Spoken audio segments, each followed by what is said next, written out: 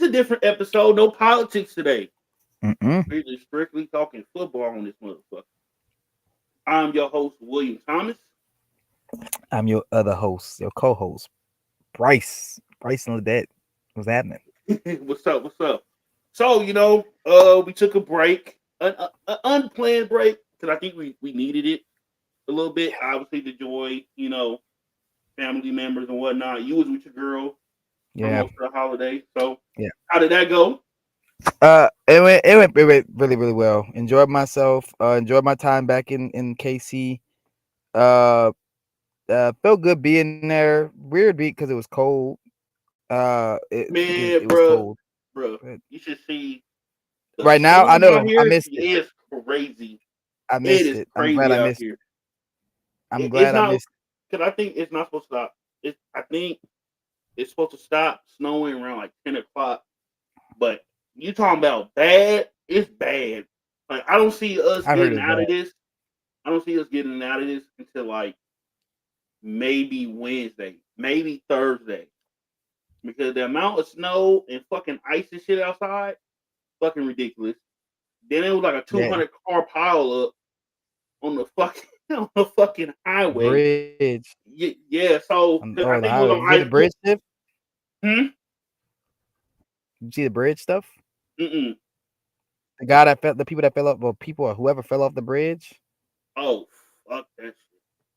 That's Yeah, they ridiculous. fell. The 18-wheeler pushed them off the bridge into the whatever river that is. Forgot what river that is. The Missouri River. Yeah, they fell into that. Yeah, they did. uh, They did. yeah. They Oh, did. I said, oh, this is bad because I went to a apartment showing. So I'm looking at apartments right now, and Mm. so I was like, okay, it ain't too bad out here right now. Man, I got to the apartment complex, and the lady told me on the phone, "Hey, be careful. The people haven't came out here to put out salt, so be careful walk." Man, I'm walking up to the leasing office, bust my ass twice in the same spot. I'm talking You about. should have just went. I'm You should. Yeah. talking about Go ahead. shoulder first. Boom. Try to get up. Boom. Yeah, you should have went home after that. You should. Yeah, you should have just went home, bro. You should. I would have just went home. I would have called it a day. Bro, I was I would like, have called it nah, a day. I was mad as fuck. Cause I was supposed to go to the gym right after. But after I failed, that instantly took out, you know what, I'm not going to the gym no more. So I went to go see Nah. the studio apartment. It looks nice. The place is super nice. It's on the plaza. And I was like, okay, it's nice. What is it However, called? it's called Infinity at Plaza West. So it's I don't right. think I've been there. Okay, so if you go through the plaza, if you trying to think what the best way to, I don't know streets. Surprisingly, I know places. Um, I'm pretty sure you don't know where Boleyn's at on the plaza. It's a Chinese place, Mm, Chinese not restaurant not place. without not by Okay, heart. Not so without looking. it's like it's in the back of the plaza. It's kind of like where you're going. It's like you're going to Ward Parkway. So you take 47 all the way out, and it's straight on through the plaza, and it's like in the back end. So it's right over there, Mm. bro. It got a movie theater room, a gym, a pool, a grilling spot. Like you can grill and shit. I'm trying to think. The apartment complex. Mm-hmm. Oh, Motherfucking nice. is it heavy minority or is it What do you like think? It's the plaza. okay? I It's the knew the answer. I just plaza. had to make sure I asked. I just had to ask. I didn't want to make assumptions. Now it's the hey, certain areas in the city, it's the plaza. It's War Parkway. That should automatically tell you what type of people who are mainly over there. But Yeah. no, but the place is nice though. I checked it out. I'm probably am going to try to get it. I'm just trying to budget it, my money and shit to make sure I can actually afford it on a month to month basis. But other than that, my holiday was cool. I spent time with my loved ones. Christmas Day, New Year's Eve, I was too busy consoling my dog because this is his first New Year's Eve in here, here in KC, by Mm. 9:30, motherfuckers was shooting. This nigga was getting scared because he's not used to this shit. So I had to spend a good 15 to 20 minutes consoling this nigga to let him know it's okay. They're not shooting at us. They just shooting because it's about to be the new year. Calm down. Yeah. Cause he was spazzing in the house, talking about straight zoomies. I'm like, bro, calm down. You're not getting shot at. It's not that bad. It's not that bad at all. But nah, man, we're gonna get in here and talk about football because the college football playoffs and shit is going on. Today is the last week of the regular season in the NFL. I want to start this off by fuck Eric Dickerson and fuck the Eagles. Fuck Eric My Dickerson. stepdad's an Eagle fan. He might be watching this. I don't know if he's watching or not, but he's an Eagle fuck, fan. fuck Eric Dickerson because you're a hater because you don't want nobody else to get your record. Fuck the Eagles for not allowing Saquon to get the record against the fucking Giants. What are y'all on? Y'all should allow that man to get the record. We just seen today with the Bucks. Hey, Mike Evans needs so many yards to get another 1,000 yards so he can tie Jerry Rice. What they do? They was force feeding the fuck out the ball. They went for it. They was force feeding the ball to that man today to get him that 1,000 yards. And you know what? Like, it makes me think. Not really think, but it just shows you how complicated it is building a team. And like the team is basically the identity of the head coach, the personality of the head coach, Yeah, right. And the Eagles, I live in a household where I have a lot of Eagles fans. So I get I do extra research on them just so I could talk shit. So what I do know is just that what that showed me, they will never win. They will not win a Super Bowl. I don't think they could win one with. I don't think they could win one with Jalen Hurts. But I don't think they could because that's especially crazy not with Sirianni as the coach.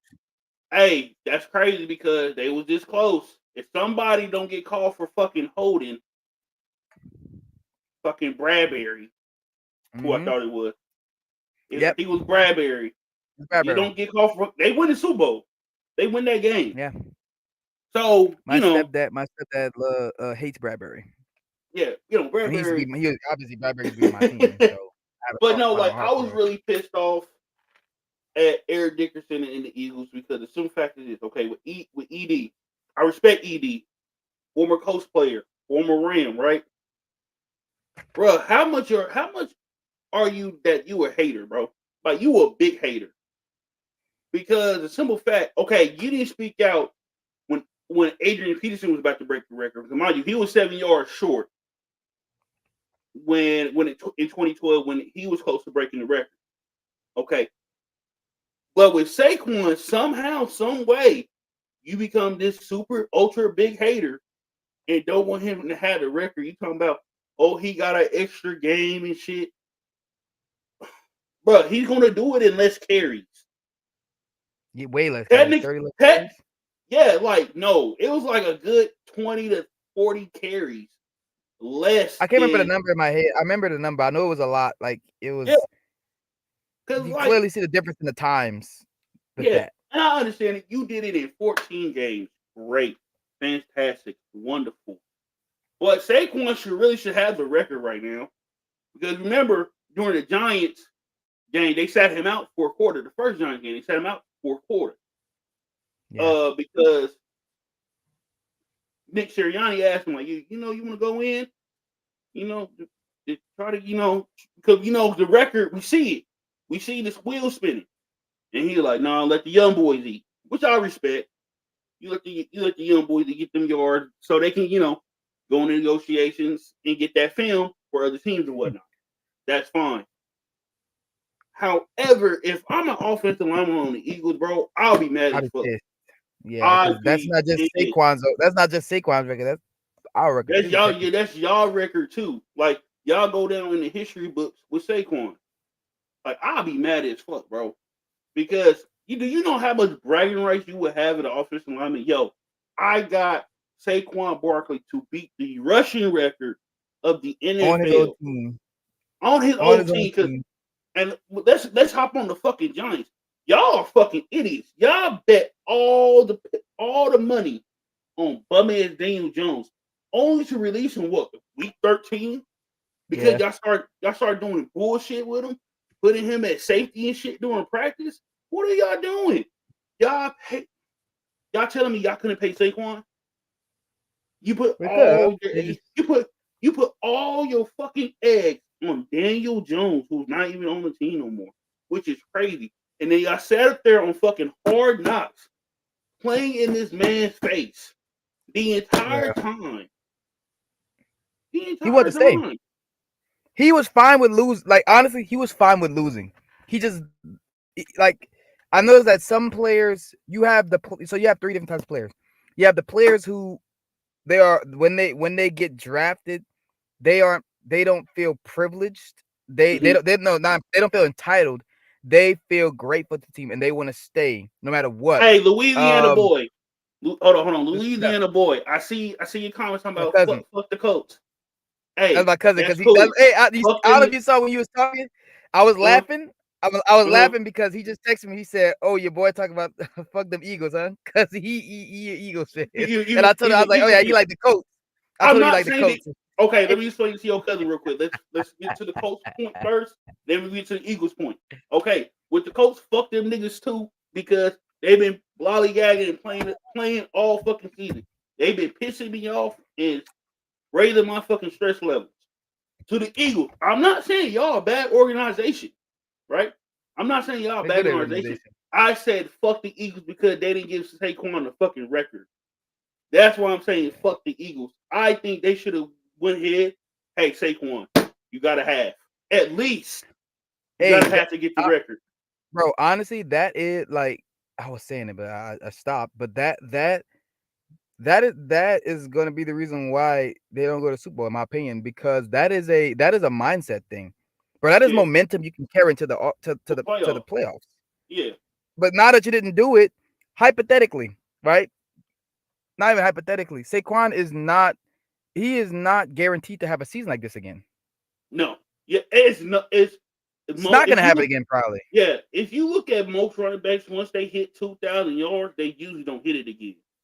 I think the Yeah. only player that I think that hit double 2,000 yard seasons is I think Terrell Davis with the Broncos.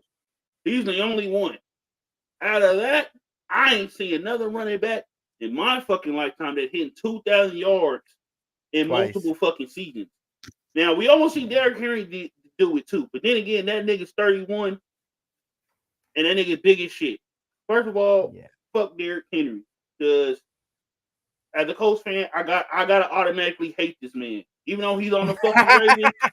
I gotta hate this man. So fuck Derrick Henry, big ass You didn't nigga. like when he's on. You didn't like when he's on the Titans. I know you Fuck hated that no, shit. this I know this you hated. nigga 6'2", 240.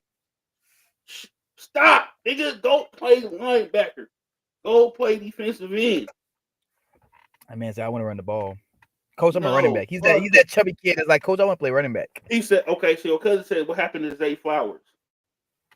What happened to Zay Flowers? Because I ain't watched yesterday's game.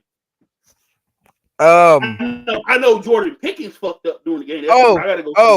I got you. I got you. I'm Okay. always on the scoop with the NFL. Zay Flowers was, I think he caught was a screen. It might have been a screen, Mm-hmm. and he went to plant to go right, maybe, or go back Mm-hmm. inside. I think he tried to go back inside, and he hurt his knee. But I don't think he. I don't know. I haven't seen the report that his Okay, yeah. ACL is broken, torn, anything like that. So I Yeah, don't think because it's he's like, out. because it's like this last week in the NFL season, bro.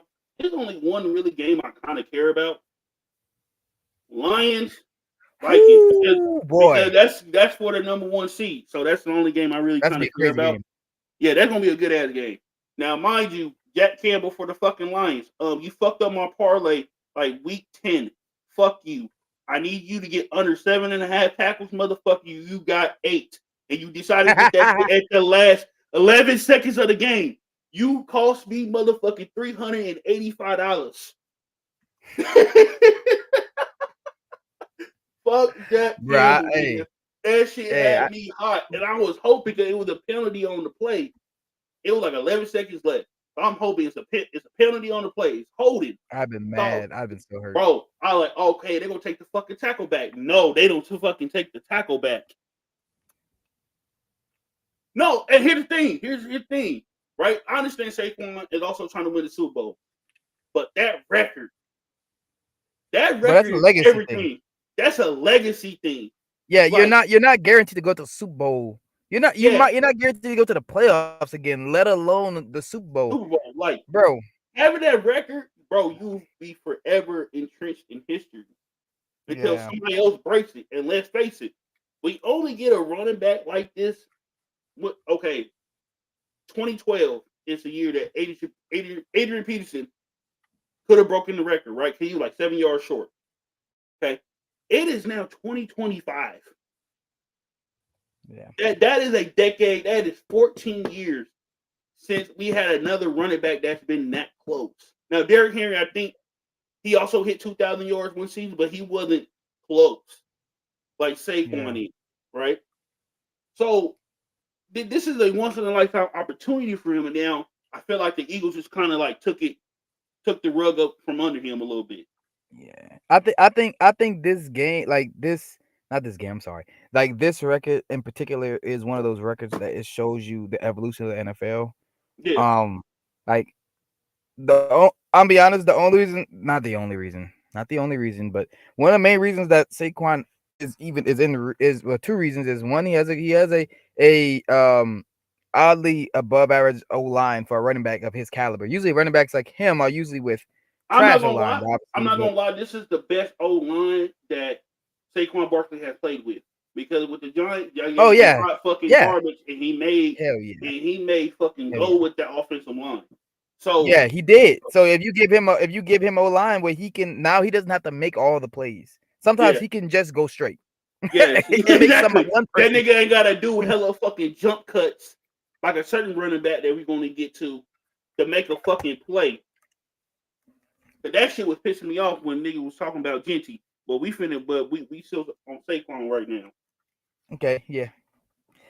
Who? Yeah, yeah. The record. I'm very mad that they didn't do it for him. I think that, like I said, that's some karma stuff. Yeah. That's could be some. There's some karma that's gonna come back from that. That I'll tell you this right now. My prediction for the beginning of the year was that Mm-hmm. Sirianni was gonna get fired and Ben He was Johnson was gonna go to first. the Eagles. He's on the verge. Like he's on that. I think he's on a hot seat, but it's not as warm as you think. If it's on a scale He, like the 1 to 5, he's like at a 2. If he goes in the next season and they start off how they started off at the beginning of the season again, hey, that shit may jump up to a 4 or 5 because the fans was calling for that motherfucker's head. Now, mind you, he's no, a those former guys there early. yeah, and mind you, he's the former coach. He's the former coach OC. I ain't know old boy was like that. Okay, he was very quiet in Indy. He got the Philly and just completely switched the fuck up.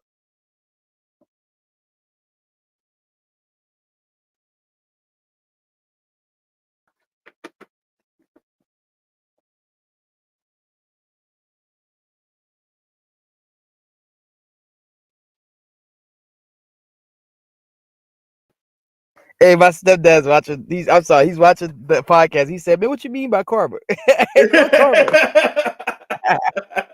Hey, but nah, man. Saquon, very special player.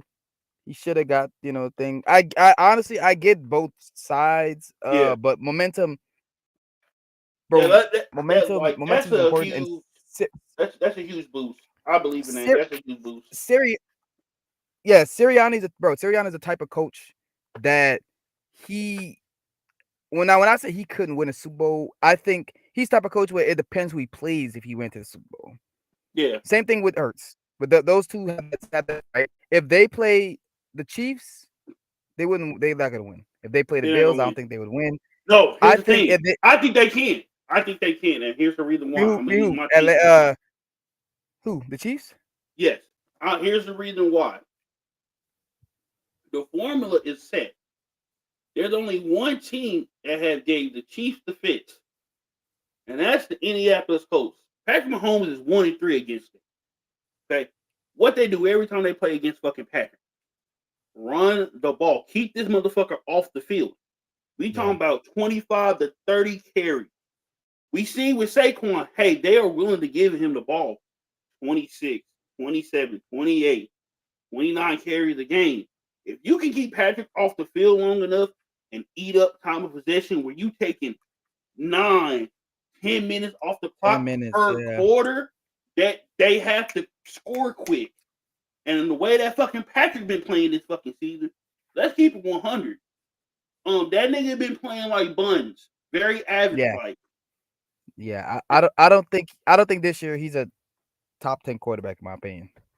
Because here's the I thing, don't think him. because this is my thing with Patrick, and I've been saying this for a long time, and it's starting to show a little bit, just a little bit. Because people trying to say, like, he's just the most like transcendent quarterback. And I said, with transcendent quarterbacks, they most of the time, day one, they're the starter. Day one, they transform the team. Y'all Yeah. had to sit him for a year behind Alex Smith. Not only that, he has had Tyreek Hill, Travis Kelce, and a good defense behind him. Yeah. And I wouldn't even say a good I would not say good defense. I would good defense, but it's really the defensive philosophy that's the thing that's special. The Spags defense of eliminating big plays, Yeah. and that's the thing with with NFC teams. Like let's take the last 3 years, right? Mm-hmm. The last 3 years, all the NFC teams that won the Super Bowl were teams that relied on big plays. The Eagles relied on big plays. Tampa Bay beat them, so that don't Yeah. count. But San Francisco relied on big plays. Um, like I said, Tampa Bay beat them. That's different. But like, Yeah. um, the They beat last them two all teams, facets of the game. Like with Tampa Bay, they beat yeah, them all facets of the game. Special yeah, teams, defense, offense. Like yeah, they were giving fucking Patrick the fix yeah. But that's all see year that long. that's the blueprint, right? That's the blueprint. You gotta have. First off, I feel like to beat Kansas City, you gotta have your coaches got to play better. I feel like your coaches got to coach better than the players play. Yeah. Honestly, Yeah, comes to you them. have to because simple with the fact Patrick be getting off bullshit. So you kind Hmm. of gotta account for the bullshit. Yeah, like you just talking about the holding Yeah. play, Well, right? on Bradbury. Like on Bradbury, yeah. See, like that's the thing about a team like the Chiefs and You can't have like Patriots. super small mistakes like that Yeah, playing them. bro, these teams. Like I know everybody says the Kansas City Chiefs cheat, blah blah blah, whatever. Okay, whatever you say is cool. Your opinion is cool. Whatever people think. What I'm saying is the whenever you are the to be a dynasty team, you have to have luck too. And luck is just that. Luck is just luck until it runs out. Yeah. Top New England ain't got no luck right now. They just fired Mayo. But They get had a dynasty for 10 years though. but here's But the they thing had though. luck, you know? Here's the thing though. With I hate the firing of first year coaches. Just we gonna switch a little bit to the Oh yeah, Patriots let's a go little bit. ahead. Let's go that. Let's go that. I hate the firing of first year coaches unless they're just egregiously fucking bad. I think with Gerard Mayo, hey, y'all gotta let him set up his team first, bro.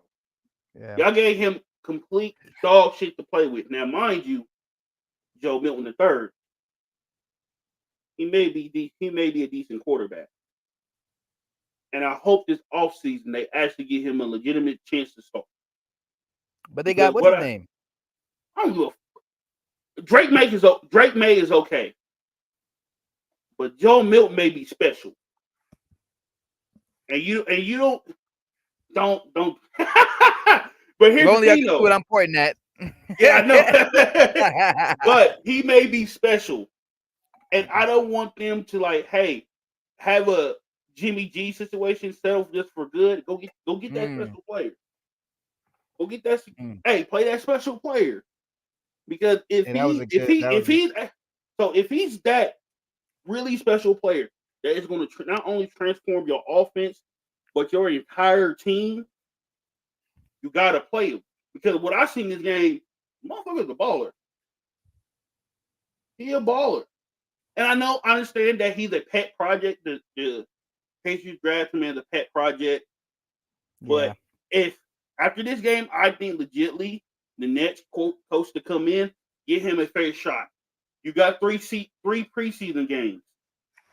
Allow Drake May and Joe Milton III. Hey, y'all both get a half each for 3 games. Y'all both get the half. Drake May, you're the starter. You starter coming in, you get the first and second quarter. Joe Milton III, you get the third and the fourth. Next game, Joe, we're gonna have you start first and second quarter, so you run with the ones. Drake, you're gonna run with the twos and the threes, third and fourth quarter. Same thing, and then you go back to the first game plan. Hey Drake, you're the starter. You're running with Yep. the one and the twos. Or you can have it where they both play with the starters the third game. Have Drake May start the first quarter, have Joe Milton start the second quarter, and then you put up your threes and fours for the rest of the fucking game. Second threes and fours for the rest of the game, and then make your decision. But I seen him play. So I seen him playing during the preseason. I'm like,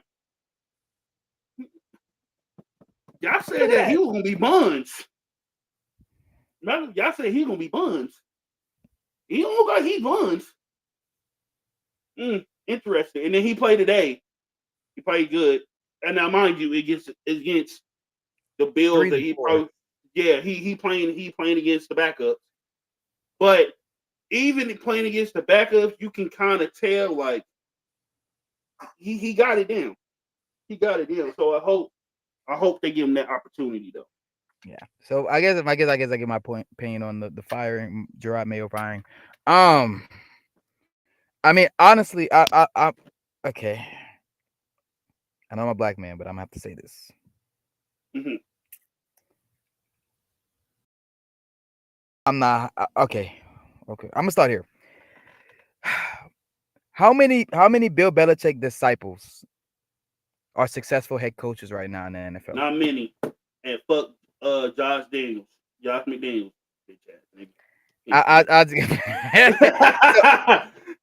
I don't think there are there any. I don't think there's any anymore. But Mike Vrabel's Mike Vrabel was going to get. He's going to get another job. He'll get hired. Yeah, he's going to get another job. But besides him, what hurt Mike Vrabel? What hurt Mike ahead. Vrabel when they decided to trade AJ Brown to the Eagles? That was the end of Mike Vrabel. Not only that, his treatment of Malik Willis, because the GM wanted Malik Willis, he didn't, and he let that shit be known up front. I don't want this nigga. This nigga don't play. He's not quarterbacky enough for me. Yeah. That he was running around and shit. And guess what? That nigga had to sit. What? He sat his entire time in fucking with the Titans. He goes to the Packers. Hey, he looked actually like a decent quarterback. Who would have thought? This is what I'm about to go to. Coaching. Yeah. I don't think. I think you got I think there's tiers of coaches. Matt LaFleur is one of those coaches. I mean, he's one of those coaches that can I think the trend that the NFL is starting to see now is that like these old coaches that are stuck in their ways and want their players to fit to their to what they want to do. I think those guys are going to start losing jobs, and the coaches who play who become who their team becomes what their quarterback is. That's the most important part. What their quarterback is good at. Those teams are going to be successful, and they are successful. I mean, those teams are now all those teams are now the best teams now in the NFL.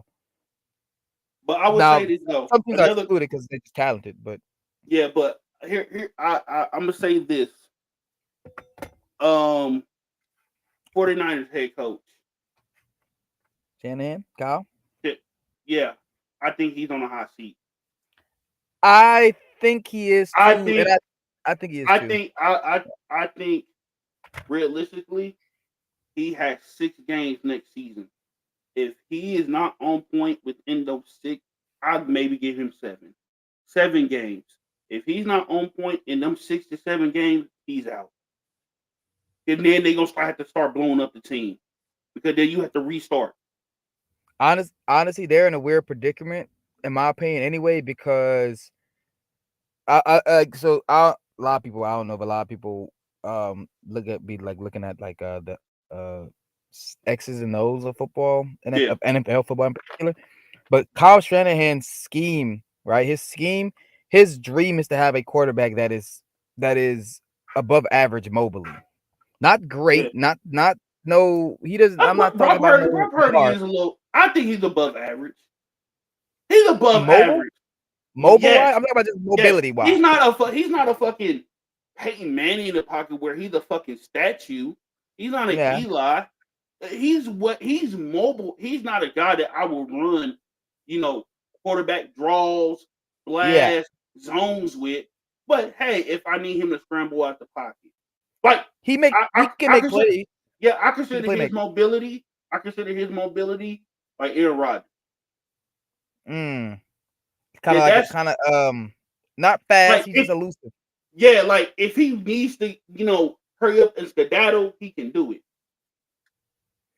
Yeah, and Kyle, like Brock Purdy, he fits the mold, but he Yeah. does he does technically limit Kyle's what Kyle would want to do. And that's something that they're gonna have to do too. So if Kyle gets fired, I don't think Brock Purdy is gonna be there anymore. Well, not a lie, he'll still be there. He'll still be there But if Kyle gets fired. But yeah, Brock Purdy's still gonna be there. I think more than enough, Brock Purdy has proven himself to be an effective NFL quarterback. So I don't he see should stay. he should stay. He should stay. However, let this be your only season fuck up. He was Oh fucking up a yeah. little bit this season. He was Yeah, fucking up a little bit. So he gotta pull it together. yeah. So he can't have another season where, hey, bro, you playing like a draft stock, last pick in the draft. Fix Yeah, that. yeah, because you're first off, you're in a big market team. First off, yeah. You you went to don't got yeah, time in a big market team. yeah. You Kyle, got even someone like Kyle, bro, Kyle will, like you just said, Kyle could get fired in the middle of the season. I don't know yeah, when the last time the 49ers fired a coach like that early in the season, but that could happen if they start off 2-4. yeah. You know, They they could if they fire. start, I say, hey, they start off 1-3. Hey, brother, the clock is ticking. You better turn this ship around Oh yeah, because I can kind of see them giving him some leeway. Hey, your star running back fucked up his Achilles, come back for 2 games, both fucked up his legs, ankle, both legs, both legs. both legs, How you both fucking legs. both ankles? But like, how he fucked up both ankles? Like, what? At that point, I'll be in the office like, what the fuck y'all want me to do? And then the backup who been playing good all fucking season in Jordan Mason, this nigga goes Oh, out too. Damn, nigga, and y'all leave me. then you got hey, then you find a third cool running back that's pretty decent, Garendo, and then he Yeah, gets hurt. niggas out. I'm like, damn, nigga. Are we gonna have a? The Are we gonna? cupboard Oh, is go ahead. bare right now in running backs. Nigga, we are playing with our fourth, fifth, and sixth running back right now. What do you want Are me we to go? do with that? Are we got? I think should we have a discussion now or later about the NFL's injury problem? If the NFL It's has a an injury turf. problem this year, It's a first, turf. yeah, It's a turf. yeah, They gotta get turf, rid of that shit. Mhm. They gotta get rid of that shit. I don't know bro. what they I use. can't. Go ahead. Cause I don't know what they use as far as turf. Cause I know it varies from stadium to stadium. But I Yeah. know that fucking field in New Jersey, in East Rutherford, hot trash. Too many players been hurt on that field. They gotta change that shit. I was kind of has a somewhat similar rep the past 2 years too. Yeah, that turf, bro. This season has been insane when it comes to injuries, bro. Like every single team, damn near, has been struggling with injuries. The Chiefs got lucky because the Chiefs injuries happened in the beginning of the season, so they players coming back, so they kind of Yeah. lucky. But every other powerhouse team, bro, Detroit, for example.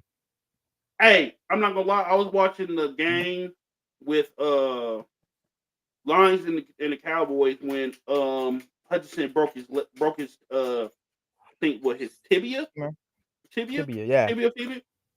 I said, ugh. and it was during a sack, and his leg kind of got like caught, Mhm.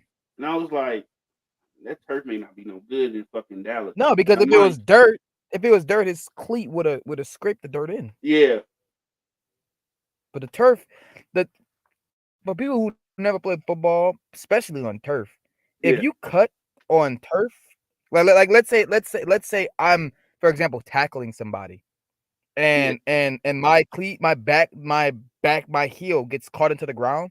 On in grass, in grass, your cleats are going to dig into the yeah, ground and they're gonna scrape. yeah, On turf, it doesn't happen. You just get caught, yeah, and all that weight goes on your heel slash your leg.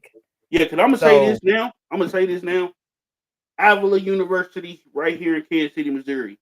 Your football field slash soccer field is hot fucking garbage. Or I almost tore my fucking MCL on that fucking field. I ended up fucking spraining it and my fucking meniscus.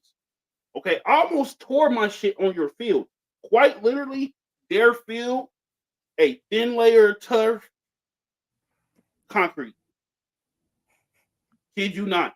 Like with my okay, where's that cleats, potato? with my turf cleats, because I had two different types of cleats. With my cleats that I use for turf, I can feel the bottom of the field. Like I'm touching that bitch. Like I Yeah, shouldn't be able to touch the bottom of your field, nigga. We in the fucking here. Cause I remember the situation exactly. We're in the what's the name? We in the they in the red zone. Go damn near goal line. They like on a 5-10 yard line. Okay, they run right. It's a zone right. So mhm. I'll get my, I'm play fucking nose, nigga. Ugh, I'm gonna get my big ass over there. What's the name? Am I following the ball, whatever. My leg buckles. I said, ooh, something wrong. I felt that shit. And I felt like a twinge of pain. I said, oh, this is not normal. I can barely fucking run right now. So I was like, maybe I just fucked up my leg a bit. So I'm shaking out and it feels like it's cool, right? I play the rest of the game. Cool, whatever. I get on the bus, cool, whatever. I'm like, damn, my leg hurting?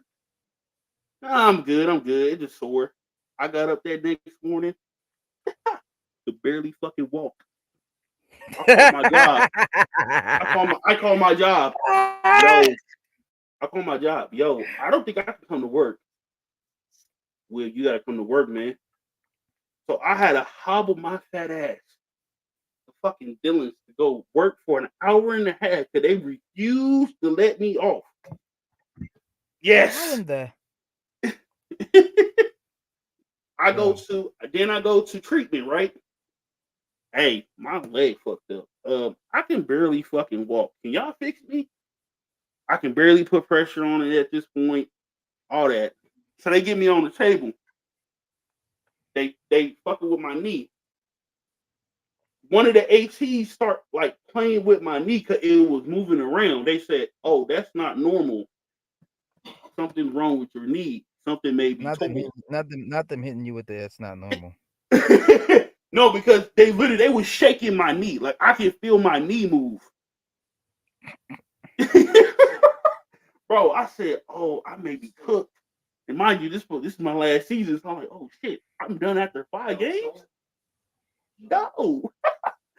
The crazy thing about it, the Friends game, when we play Friends, I was supposed to start that specific game. So I would just hold it because like I know that game coming up. I'm like, yeah, no. End up finding out uh sprained my meniscus, sprained my MCL. So I missed the Tabor game. They didn't need me. Them motherfuckers was playing the fucking air raid offense. I'm useless damn near in the fucking passing game. You don't need me. I'm useless in the passing game. I'm useless. I'm useless in the passing. Yeah. You don't need me out there. I'm 300. At that time, I'm 335. You don't need me out there. No, no, no. So I sit out that game. Next week comes, we play Friends. So I'm thinking I'm still going to start. They said, nah, bruh, you are just in the case of an emergency. I didn't get to play to the fourth quarter.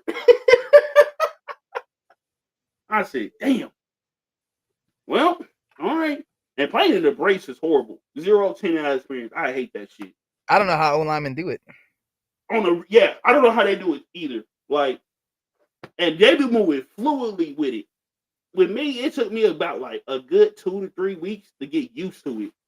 And then once I finally got onto it, it was all good. Hmm.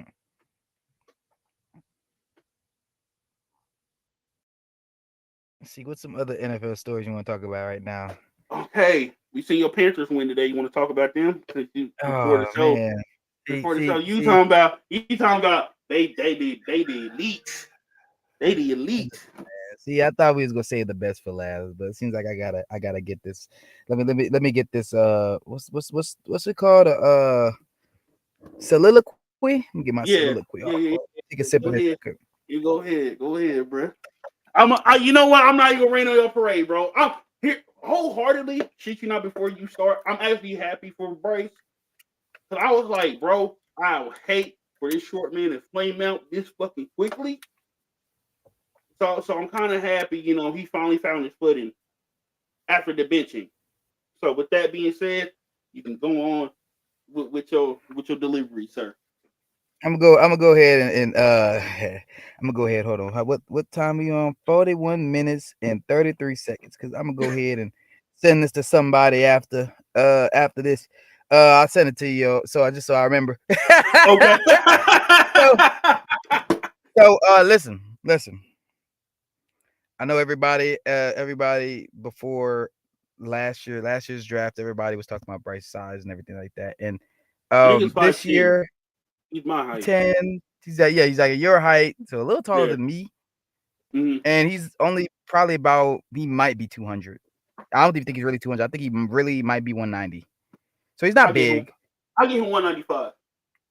Okay, 195. I would never say he's 200. No, but I think a lot of because like I'm a Panthers fan. I'm a Panthers fan. So Yeah. obviously, during that draft time, we was having the debate about are we gonna get CJ? Are we gonna get Bryce? Okay, and I didn't realize it then. I realize it now. Yeah. The difference between Bryce and CJ. Now, if you don't know the history between these two have been on the same. These guys are friends. They've been throwing sometimes on the same 7-on-17 since they were kids. They obviously been knowing each other, stuff like that. Blah blah blah. Bryce been small his whole life, and I realized something. I know everybody was worried about his size, but instead of looking at the negatives, I think people should look at the outlierness of him. Like he's an outlier. And when I say that, I'm saying he's small. He went to Alabama. He went to modern day, right? He went to these big programs as a guy who's always been undersized, but he's always found a way to succeed. What Yeah. that shows me is that he has God's favor. That guy has some special talent. He's a good natural. He's probably just a natural football player, and I realize that now he's a natural football player. Like his size and stuff, it doesn't mean anything. Yeah, I get it. He get hurt or whatever, but what he has shown the past couple months, the past month, 2 months, I tell you right now, statistically, not statistically, not when it comes to yardage and stuff like that, because your team obviously has to do with that. But I saw ESPN did their quarterback rankings, and Mm-hmm. they ranked him 11th. They ranked him 11th after For last for the week. second half of the season. Yes, Okay. 11th. I don't know if it was overall. I don't know if it was overall, but I don't remember. But it was 11th. Um, and I think we got his up. I think we're starting to see his upside. And I'm not really worried about the size shit. Like his and this, I'm only going to talk about Bryce, right? The team, no one's really worried about that part, right? People really want to know how is he doing it, blah blah blah, right? The guy just, the guy's a natural football player, bro. Like Yeah. his size, like because of his size, like I don't think people understand the way gifts work. Like when someone has a gift, right? When someone has a gift, usually there's some kind of drawback. any gift. Mhm. Yeah. Now his football gift, his size. The guy's been playing. The guy, he's the only person. He's the only quarterback in the NFL that probably can throw on his tippy toes consistently and make good throws. Because that's not taught. Like that's not something that's taught. Like most quarterbacks. I'm not saying that Mahomes can't do it. I'm Yeah. saying that he's not conditioned to do it because it's height. He don't have to Yeah. do it. Do it. Yeah. Bryce has to, and he's been doing, and that's unorthodox. He's an outlier, and that's why we picked him number one. We picked him number one overall because he's an outlier, and I So think, go ahead. I think we're starting to see that. Oh, I was just saying, I think we're starting to finally see that, and that's what separated him from CJAR and Will Levis is just that weird thing of something about is just something about him. Yeah. Now we'll see next year, but I mean our O line is fixed. I think that was a problem. Everything that was kind of started everything last year was he just was shell shocked. He didn't have confidence. Yeah. Like Bryce just needed that confidence of because he's been knowing he's small, but because he's been successful, he's found a way to be successful. He hasn't thought about it in his head that I'm small. He doesn't think about that. Right. Last year, I could tell he thought about it a little bit. I could tell he started to think, man, maybe I actually am too small because not only am I getting sacked a lot, sometimes my balls are getting batted, and Yeah. I'm having all these problems. And now we're seeing the fruits of the labor. We fixed the line, great. Now once that nigga had confidence. I saw this nigga throw a touchdown pass and turn around and do this before the dude caught the ball. Oh, he doing that Steph Curry shit. Yes, he is. Someone was just talking about that on the podcast I'll be watching. They're talking about, if Bryce would have done that, I think they said that like they can't wait for him to do something like that, and he did it today. That was yesterday. I watched the podcast, Right. but yeah, he's having a resurgence, and I'm happy. I'm excited as a fan, obviously. Because like here's my thing with Bryce. Okay, this is how I look at the top three quarterbacks that was drafted in them rounds, in the first round. Okay. CJ Stroud at the time was the most pro ready. Okay. Yeah. With Bryce, yes. If you look at how they played in college, CJ Stroud was the most pro ready. If you look at Bryce Young, hey, he's good, but you need to work on some things. Yeah, and will it translate? I think was the problem. Yeah, the question with AR, he's the most dynamic with the most upside, but yeah, but he's also a project because he only played a year. Now, mind you, I'm a Colts fan. I wanted CJ, right? I wanted CJ. We drafted AR. I said, oh my God, we may got somebody bunned. Then I saw him play. I said, oh, that's that upside. He has it. Now, here's the problem with fucking AR. Okay. It doesn't help. I'm going to give him some leeway a little bit. It doesn't help that your star running back your first year is saying, I don't want to play until I get paid. That doesn't help you. Yeah, that's respect in the locker room, first off. It doesn't help that you only played 1 year of college ball. And that 1 year of college ball, you threw 55%. Okay? That also doesn't help when you go into the league. Now, also, I would say this as well. The motherfucker, I don't know what it is. He just know when to turn it on. You know what? I'm tired of fucking playing around. Let me put these niggas to fucking bed. Him playing AR? against So for instance, when he was playing against the Rams, we was getting 21 skunked before halftime. By the time the game ended, nigga, we going in overtime. Now, mind you, Puka Nacua decided, hey, I'm a great NFL receiver. It is what it is. But at the same time, question. What's up? Do you not remember when Isaiah would always talk about a guy he would have to guard? Who? Isaiah? No. It's Puka Nacua. You don't remember? No. Puka Nacua. He played against him. You didn't. I remember that 3 weeks ago. I remember that. Wait, Isaiah would always talk about some guy named Puka Nacua, and that's him. It's crazy. Nigga but anyway, go ahead. I'm sorry. No, you good. But Puka Nacua happened. Hey, he put us to bed for the game. But AR, he decided that second half, it's on me. Let me go ahead and actually make NFL completions that nobody else can fucking make. And that's the thing. I know the ball dude can throw the ball, but it just seems like sometimes in the midst of a game, this nigga forgets how to throw a football. Why are you missing drag routes? You throwing floaters. Stop. It's a drag. I think I can throw a drag in the NFL. Like it's a drag route. It's the motherfucker literally in front of you, and you fucking that up. Yeah. The tapping out shit during the game. I understand, nigga. Uh-oh. You had a big man hawking you down, but you just can't say in the middle of a game, in a divisional game, that you could have possibly fucking won to get us to the fucking playoffs. You decide to say, "Oh no, let's not do that. I need a play." Huh? Where we do that at? I ain't never seen that in an NFL game. I was so confused when that shit happened. I was like, is he hurt again? Is he hurt again? Because that's another thing. Hey, you starting to look like you fucking injury prone. I don't like that. You're 6'5". You're 250. Either the weight is a problem or you have brittle bones. Drink more milk. I don't know which is which. But it's kind of pissing me off at the same time because your availability is affecting the fucking team. Now you missed the Giants game. You got back problems.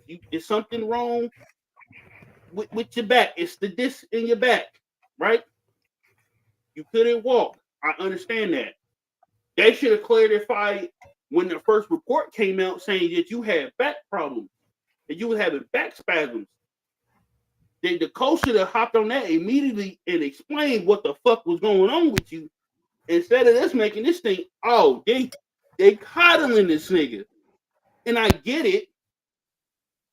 They have this coddled little mentality with Richardson simply because, hey, we just lost our franchise guy, okay, in Luck, 6+ years ago. We lost our guy because of fucking injuries from the first GM, decided not to invest in the O-line, and got this nigga bombarded the first 3 seasons that he was playing. So with that being said, I feel like they kind of making sure, hey, okay. He paused a little bit. He went off to go do something. Since y'all here, you know, if y'all watching this or y'all, so this is going to be available on our podcast channels and whatnot. Go ahead, follow us, like and subscribe. You know, we can keep the train going. We're going to have 2 episodes to come out this week too. So let me say that as well. Okay, so let me get back to what I was saying. Okay, they kind of coddling AR a little bit because of Luck. We see what happened. Transcendent player. I believe the last transcendent quarterback to play, to come out of college and start immediately. The last transcendent quarterback to play. He's done in 9 years because of fucking injuries. So they're trying to keep the same thing from AR to happening to him, which is fine. I understand that. But at the same time, bruh, you're tapping out during games. Why? As a matter of fact, why you didn't lie about it? That would have been my first choice. I'm lying about this. I can't hear you. Hold on. Oh, sorry. There you go. You good. But no, myself was unplugged. No, you good. Like I was saying, hey, why you didn't lie about you being tired? Now you making me look bad as a fan. Yeah, because now you got to defend that. You got to defend that. No, you can't. I can't defend that as a former player. I can't defend that as a fan. I can't even defend that as a fan of him. Like, there's no excuse to you. Why are you bowing out in a divisional game? Like, there's no excuse for that. And then in a critical moment too. A critical moment. Yeah. And then it's reports of you not having the strongest work ethic. Come on, man. Come on, man. We need you to be on your P's Q's now. Here's the thing. That nigga put in a little amount of work. Boy, he came out amazing against the fucking Jets. Talking about after the benching? Yeah, after the benching, he played against the Jets. That nigga put that shit on. I'm that nigga. Looked amazing. I said, oh, maybe he just needed a reset too. And that they have the price. Yeah. Yes, and like, hey, maybe he just needed that little reset. They were saying that nigga was showing up early, working, putting a little extra work in. I was like, so this is what we can actually have in a quarterback. So it's not that I don't think AR is a bad quarterback. It's just that, hey, bro, you only played 1 year of college football. You kind of need the reps, and you kind of need the experience.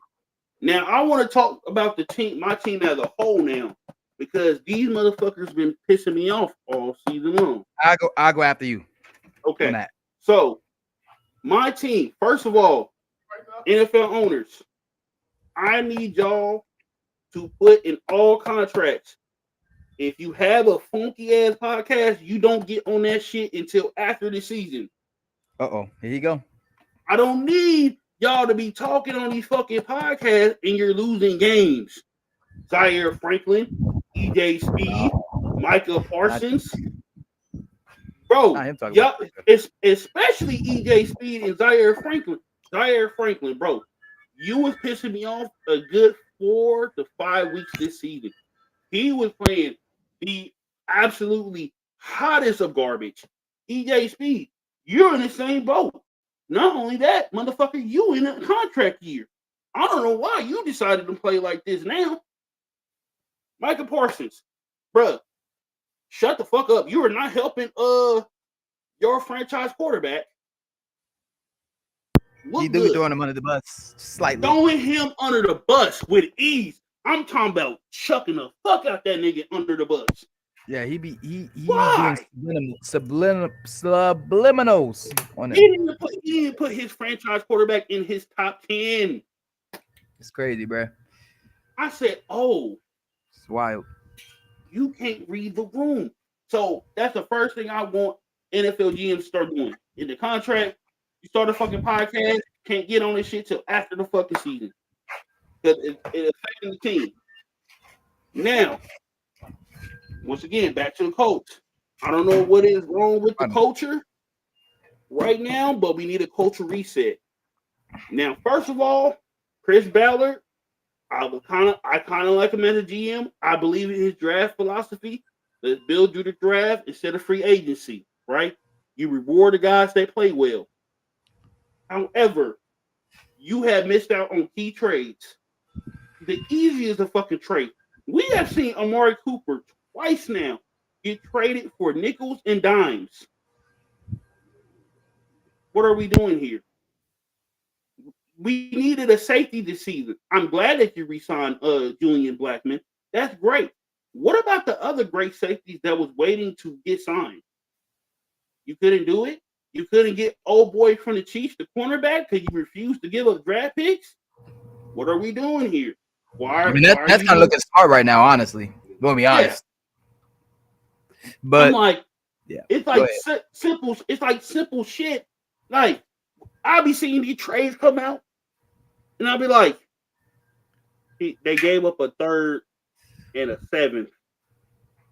They gave up a 4th and a 7th.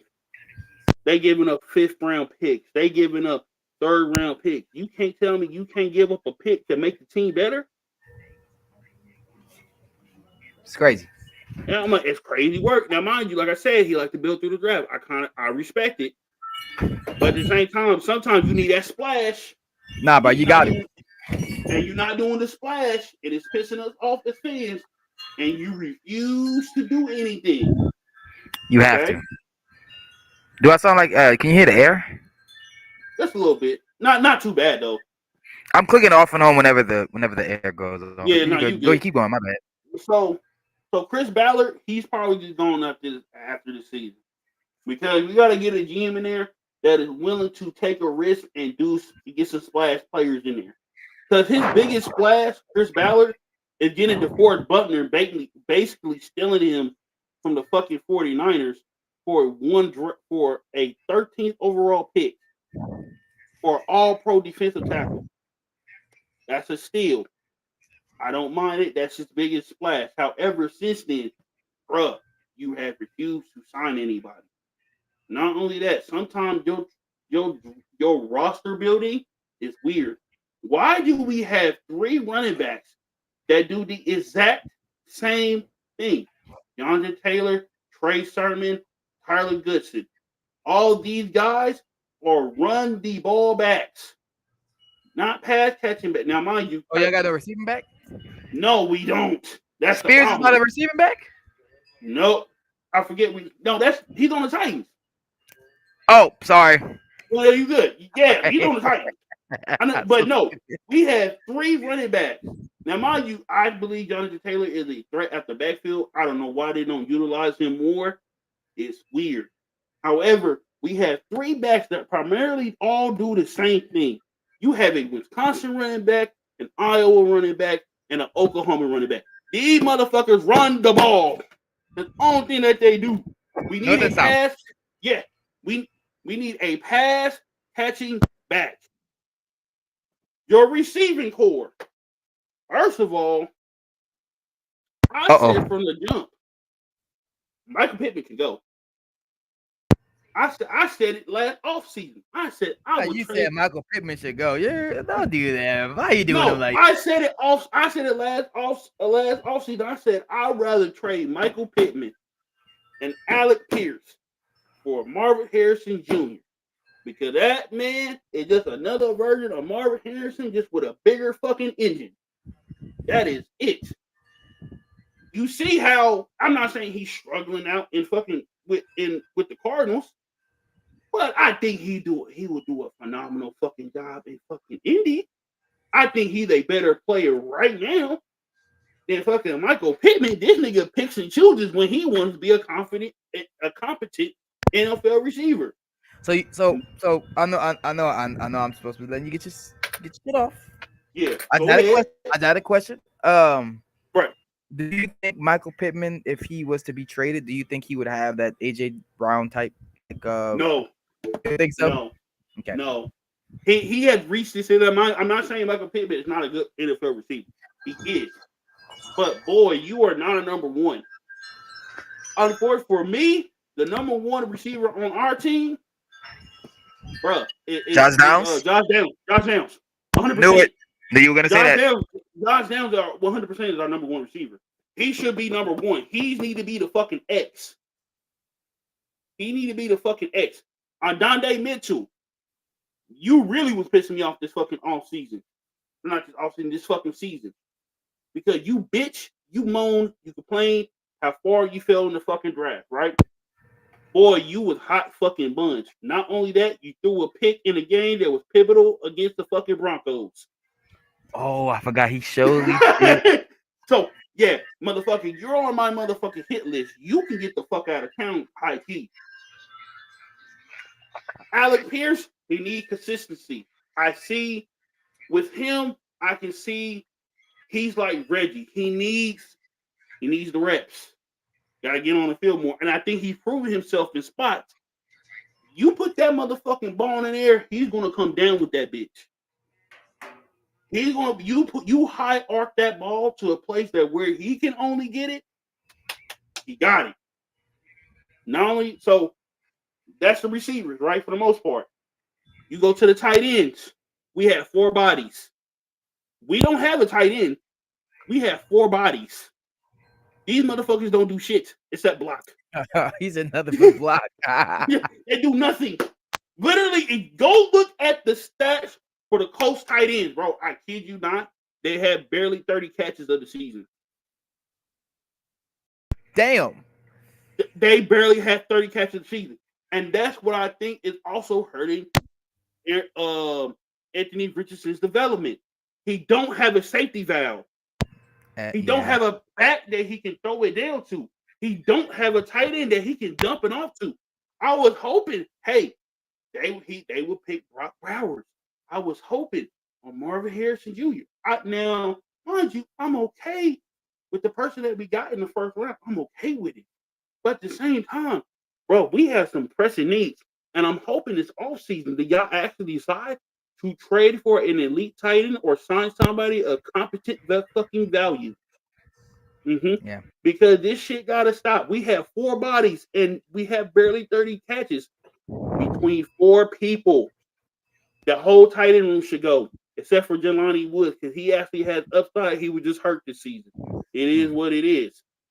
Honestly, bro, get a little commentary on what you just said. Yeah. Honestly, I feel like a lot of teams have forgotten about that fact when never having like rookie quarterbacks for sure. Yeah. And especially because AR is he's different from all the other rookie quarterbacks. He Quarterback. doesn't have a lot of experience. Yeah. He doesn't have a lot of experience, so he needs to learn. He needs to be comfortable, bro. The reason why a Bryce and a CJ can even Bryce last year when he was getting destroyed, he could check it down quick. Yeah. Is because that's instincts that comes over from repping that over time, doing it in Yeah. games and stuff, like being taught that. AR hasn't had that, and if you just because right now he's really just playing right now off of raw Instinct and talent. instinct and talent. Yeah. Because like my thing is this with the offense. They got to take. It's gonna take time for him. Because my thing is this with the offense. The offensive play calling also, I believe, was hurting AR. Hey, yo, why do we have these long developing ass play calls with fucking Anthony Richardson? RPOs, quick play action, fucking running the football. Like I said, RPOs, screens. Right now, that needs to be the fucking offense until he can develop into, being a competent. I'm gonna say competent. He is a competent. He has won multiple games. A more consistent NFL quarterback. That's a better word. He needs to be a more consistent. Yeah, he needs to be a more consistent NFL quarterback in order to do the long, drawn out plays. To like, hey, he can sit in the pocket and just stand there and then throw it. Other than that, he need to get the ball out quick. He need to get the ball out quick. One to two reads, get the ball out or run it. One of the two. He need a tight end. Please trade for fucking Kyle Pitts. Get him the fuck out of Atlanta. That's another thing. Get Kyle Pitts out of Atlanta. I bet it on him to have over 26 yards. Mm-hmm. Bro, he let me down. Like I'm a Panthers fan, bro. Like I expected us. We have nobody on defense right now. We're super hurt. I expected him to go off, bro. He's that's it's not just him. It's not just him, but Well, you also got to think too. Ever since Michael Penix started playing, they started running the ball a lot more. Cause Bijan and Bijan. Yeah, Bijan. I think the last like 5-6 games he's had average like I think 5 to 7 yards. No, carry. No. He has averaged at least 22 carries a game in the last couple games that Michael Penix Jr. has started. He showed me a good amount today. Yeah. So with that being said, hey, Jonathan Taylor, you need to be touching the ball at least 25 times a game. And they kind of learned that towards the end of the season. They started giving it to him 26, 27, 34. Today, I think he had like 35 carries. That should be the offense. Why can't y'all do this with fucking AR on the fucking field? Y'all try these long ass development pass plays with him, and he be fucking up sometimes. Like y'all try to hit the fucking slot machine with him. Either you're gonna get something fucking fantastic, or this nigga either gonna throw a pick, underthrow it, or overthrow it. And so you got a 1 in 4 chance to get something really good out of it. Let's try to cut down the fucking mistakes. Now I want to talk about the fucking defense. Defense pissed me off all season. You motherfuckers are hot and cold. One game, y'all could be on fucking fire. The next game, y'all show no fucking effort. That Giants game was the most infuriating shit I've seen all season. Y'all not even running to the ball.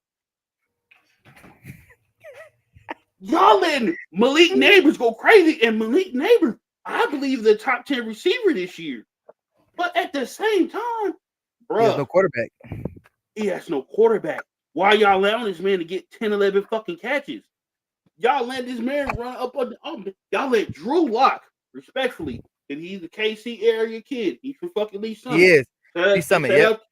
Shout out to fucking Drew Lock. Shout out Drew Lock. They should have started him after they got rid of fucking Daniel Jones, but they started fucking bum ass Tommy DeVito. Oh no, you could have kept going. Okay. I just want to grab my phone. But yeah, they started Tommy DeVito. Like, y'all have a NFL lower level NFL starter, mind you. Why not play him? Like, that's weird.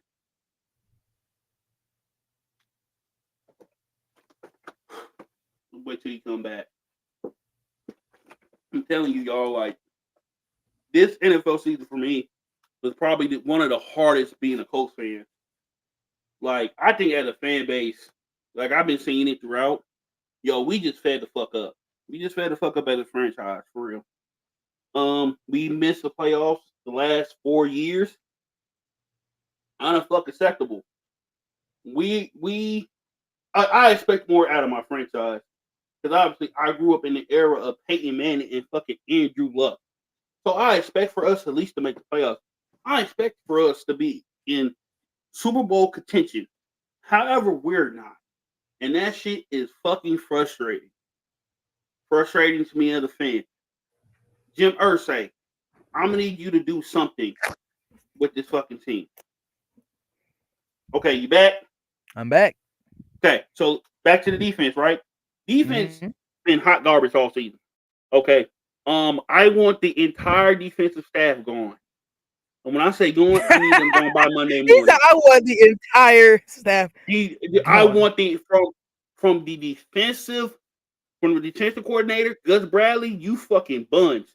From him all the way down to the defensive quality control coach, from the safeties coach, the cornerbacks coach, the linebackers, inside and outside, the defensive line coach. Get rid of all of them. Get them all out. Y'all was so fucking bad all fucking season. Get them all out. Get them all out. Gus Bradley. Bro, your defensive play calling is so fucking trash. Bro, why don't you call blitzes? Do you know blitzes exist in the NFL?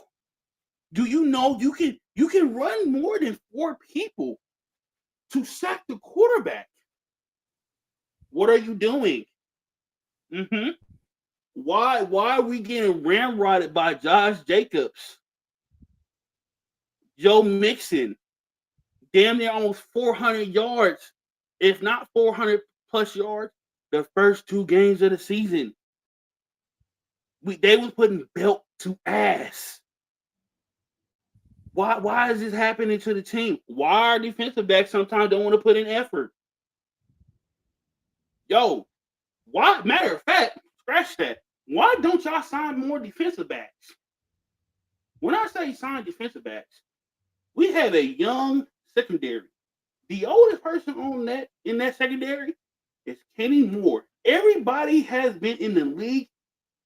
And Julian Blackman, I think he's been there since 2019, 2020. So he's a 4-year vet.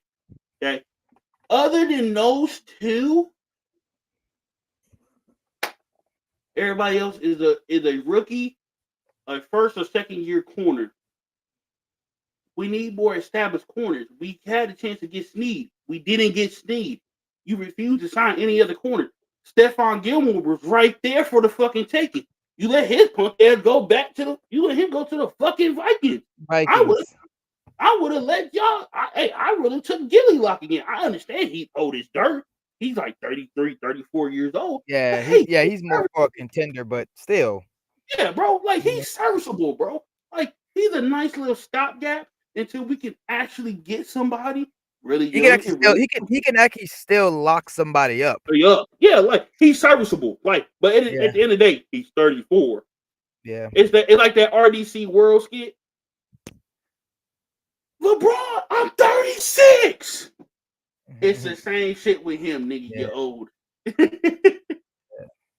Like I said, bro.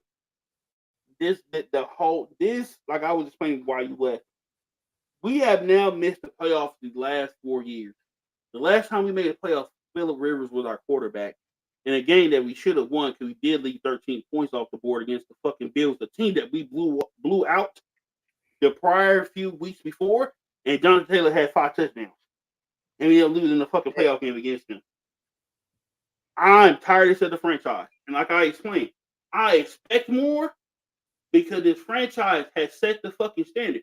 You allowed me to grow up with fucking Peyton Manning and Andrew Luck as my quarterback. Why are we missing the fucking playoffs? 3-4 years in a row? We haven't won a division in 10 years. Damn. Yeah, me too. No, not me. We not haven't 10. won it. We haven't won a whole game since 2015. We haven't beat the Jaguars in Jacksonville since 2014. It's certain shit in the franchise. Hey, bro, why are we letting this shit happen? We can't beat We can't beat the fucking bum ass Jags with Trevor Lawrence. That nigga's buns. Hey, that's how you feel about Trevor? Trevor's fucking buns, and I hate the fact that they were trying to compare this man to Andrew Luck. Don't y'all ever in y'all motherfucking life. That's why he hated folks. Don't y'all ever in y'all motherfucking life try to compare Trevor Lawrence to Andrew Luck. Andrew Luck came in day one and proved that he was an NFL quarterback. Mind you, he lost his first game 28-42. Within the first quarter, I said, "Oh, we got, ladies and gentlemen, we have a franchise quarterback."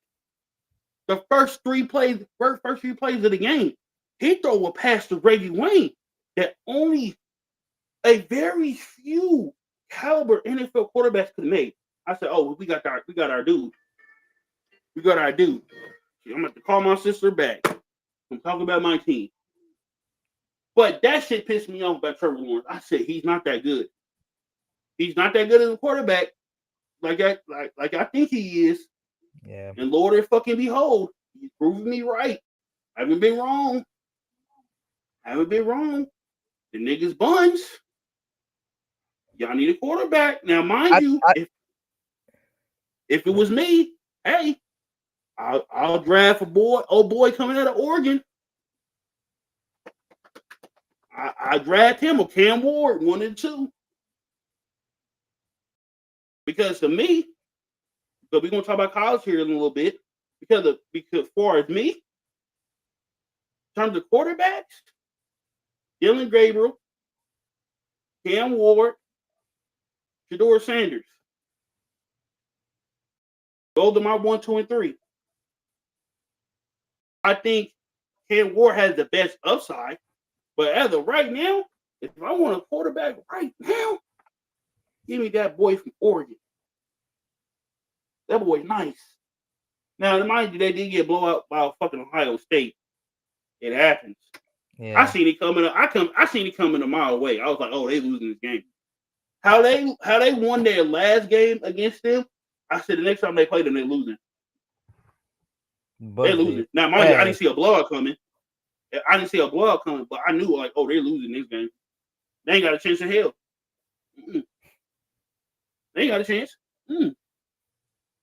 But no, that's like my whole thing about this team. Like this NFL season was fucking so rough to watch. I know at one point I said I'm not watching these Negroes. Not on my TV screen.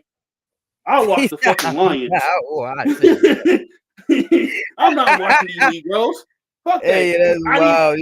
I'm not watching them. Yeah, I'm not watching these Negroes, bro. I'll watch the Lions. I'll watch a competent NFL team that I actually really like right now and watch them win games and watch them blow out people by 40 fucking points in multiple fucking weeks in a row. I like to see a competent NFL defense.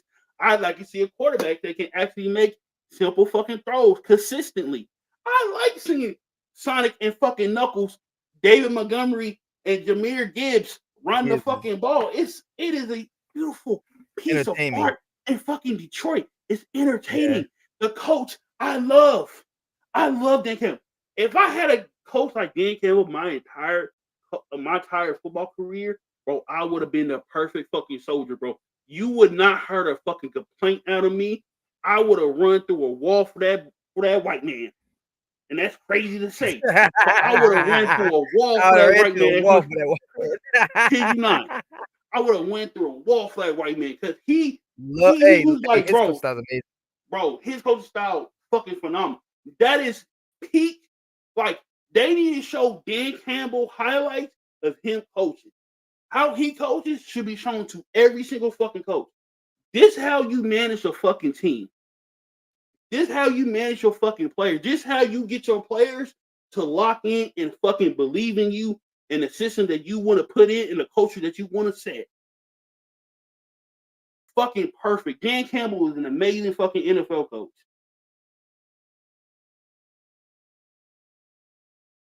Uh oh. Hold on. There we go. And that cut off. I don't know what happened. But no, but like Dan Campbell, bro. And here's the crazy thing about it: we interviewed him, didn't hire him. Huh? We No, I didn't interviewed, hire him. we didn't hire him. But you see, the thing with Dan Campbell, like his coaching style, bro, like he can he he installs a belief and a grit in his players. Yeah, And I think with the Chiefs, we didn't the Chiefs and the Patriots, we've seen teams that don't make mistakes. yeah, Not teams like what the Lions are. yeah. No, The lion you, the lion the Lions, bro, the Lions stuck with him. yeah, And that is what's important with teams. Like some coaches, especially defensive coaches need way more time building, not building culture, but building a successful culture. It right, takes longer. It takes a little yeah. longer than an And offensive then, guy. so like, I seen because So of him just coaching and just talking to the team, and he's just like, "Guy, just fucking believe in me. I will fucking get us there." And then by the next year, they in the fucking NFC Championship game. This year, they about to possibly win the fucking division. yeah, the year before last or the year before last year, we Yeah, beat that was the year where we had Sam Darnold. The last year yeah, we had Sam Darnold. We had Sam and Baker on that team actually. yeah, And we beat the brakes off the Lions that yeah. year. And it's Like we just like, murdered them. Like yeah, we punched we beat them because we was playing how we was playing then was kind of how they play, kind of like that smash mouth gritty football, football. yeah, We did that to them. We did that to them. And guess what happened? The next year they beat the brakes off of it when they played us. yeah, They punched yeah, us in the bro. mouth. And that's why I keep telling people. I said, bro, this is the Lions' year. It's theirs to lose. Everybody Yeah. now. I live in KC. Everybody talking about nah, she's gonna three-peat. They gotta get through. They gotta get through Detroit. I understand y'all probably gonna get out the AFC. Y'all shouldn't.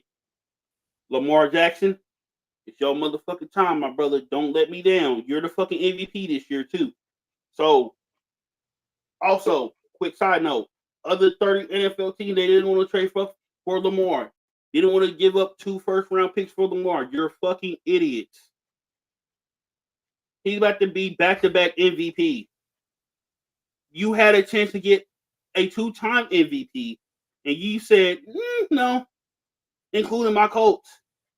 You think I would not give up a top 5 pick and then a next year first-round pick for Lamar fucking Jackson in Indianapolis? You better bring that dark skinned man to me. Mm-hmm. That dark you better bring him. You better put him on his team and put him with Jonathan Taylor. I wouldn't have to worry about shit. I'll be gladly sitting watching every single Colts game. Yeah. That's the thing about like him and Henry.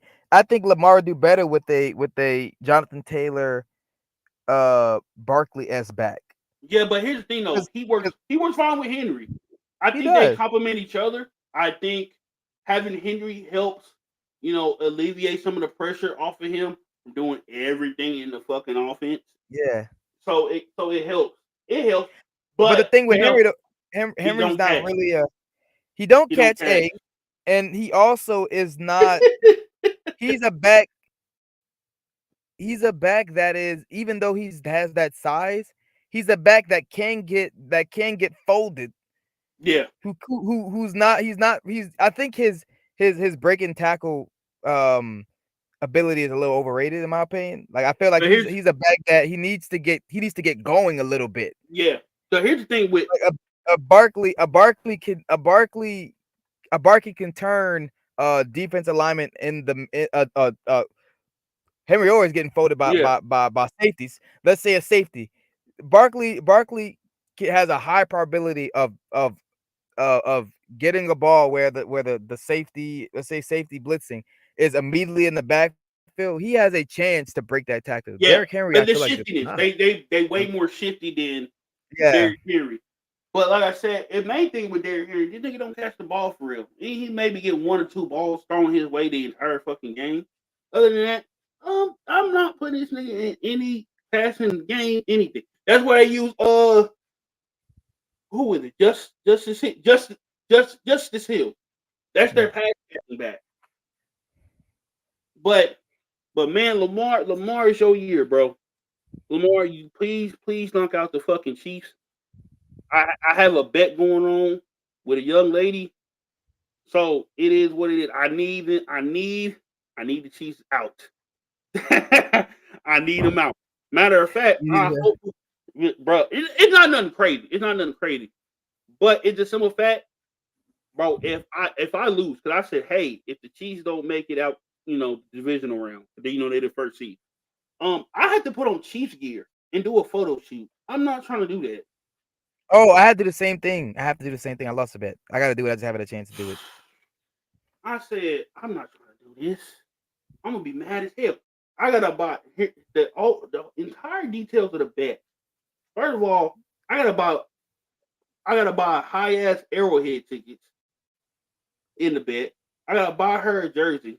I gotta do a whole photo Damn. shoot in fucking Chiefs gear. Yeah, bro. I like the girl, but I'm not trying to spend the money like that. I'm not trying to buy. I'm not trying to spend on no money on no Chiefs gear. No way, Jose. Cause I told her I'm gonna sit up there and have the biggest They fucking already get your attitude. taxes. They already get your taxes. Yeah. You heard? They already get This your nigga. taxes shit. Right. So I wouldn't want to do that either if they Oh, was getting my taxes. I damn sure didn't want to have to. luckily, uh, she hasn't got me yet as far as jackets and shirts, but I know it's coming. I can feel it in the air. She gonna get one of my jackets. I have a whole slew of them. Especially it's this one particular one that I got never worn. The funny thing is it's the Hello Kitty My Hero Academia jacket. Never worn. It's sitting in the closet.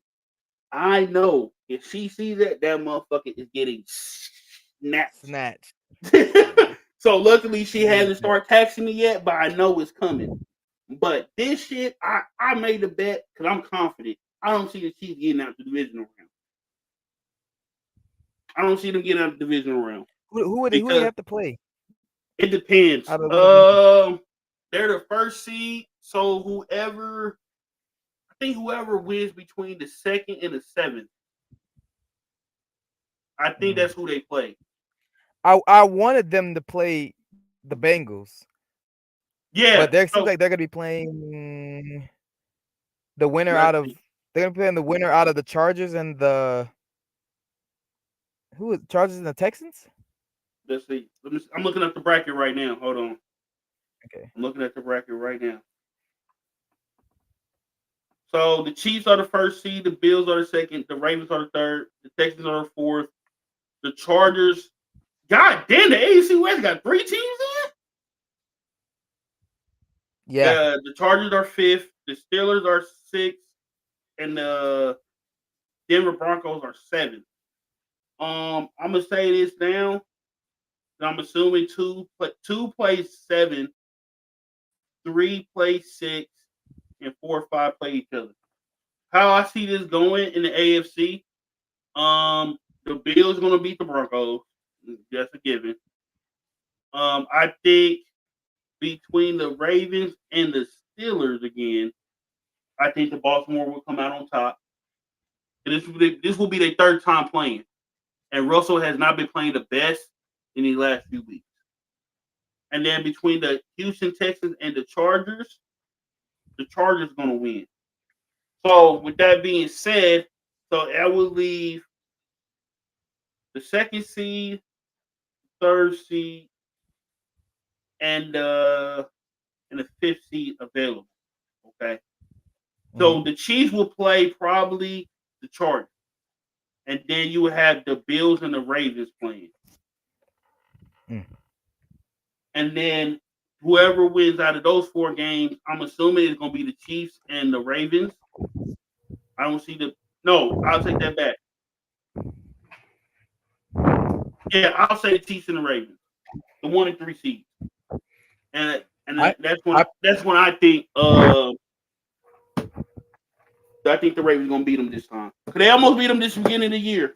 They owe them. They got to. Lamar got to get over that hump. I definitely, yeah, I definitely think that the low key, I'm very interested in the Broncos.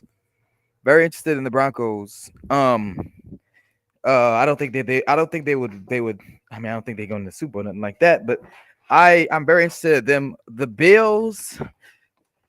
The Bill. I think this version of the Bills is a version I would like to see against the Chiefs in the playoffs. Mm-hmm. But I don't want the Chiefs to make it to the NFC Championship. I know they're gonna 9 times 10 go, but I prefer them Yeah, not to go. yeah. AFC Championship. I'm sorry. Yeah, but hopefully, I hope they lose in the division. But I pray to God, please, please, Yeah, God, me too. please. I'm not trying to spend $150 on a jersey. I'm not trying to spend damn near $300, $400 on 2 tickets. So Ah, yeah, that, you got about two. that, Yeah, yeah, my girl's a Chiefs fan too. It sucks. yeah. So yeah, I'm dreading it. I'm dreading it. So whoever played the Chiefs division round, I'm gonna be rooting for y'all all the way through. Oh Now, man. if they lose, whoever they play, I will get on here and start cussing up a storm, bro. Since you Yeah. got, Yeah. I'm giving you all type of curses on your grandmother, Your curses on your grandmother. ancestors, curses Yes. on your curses on your Jack Terrier. Do not play with me, bro. Get these niggas out the playoffs. Technically, these niggas shouldn't be the fucking 1 seed, but they been getting lucky all goddamn season. Oh yeah. Look, all lucky all goddamn season. Think of it. Think of the Chiefs, bro. And if these niggas three-peat, you would never hear the end of it. Oh boy. Chiefs You would fans will never, I never mean, let it go. never hear the end of it. They fucking three-peat. Chiefs fans will Mm-mm, never let it go, bro. no. And I live in the Never. midst of this shit. I'm not trying to hear. I'm not trying to hear this shit everywhere I go. Oh, we got the three-peat. We the only team that three-peated. Shut the fuck up. Yeah, Shut up. I hate that. I hate that team so much. Hate their fan base. But Their let's fan get, base. Go ahead. but let's get on your team, man. All right. Panthers, how you feeling? All right. Well, I'm trying to migrate myself to a different room. You good? All right. I'm migrating myself to this room. No one's in it. We'll be done by the time he gets back. If he even comes back. Yeah. Anyway. So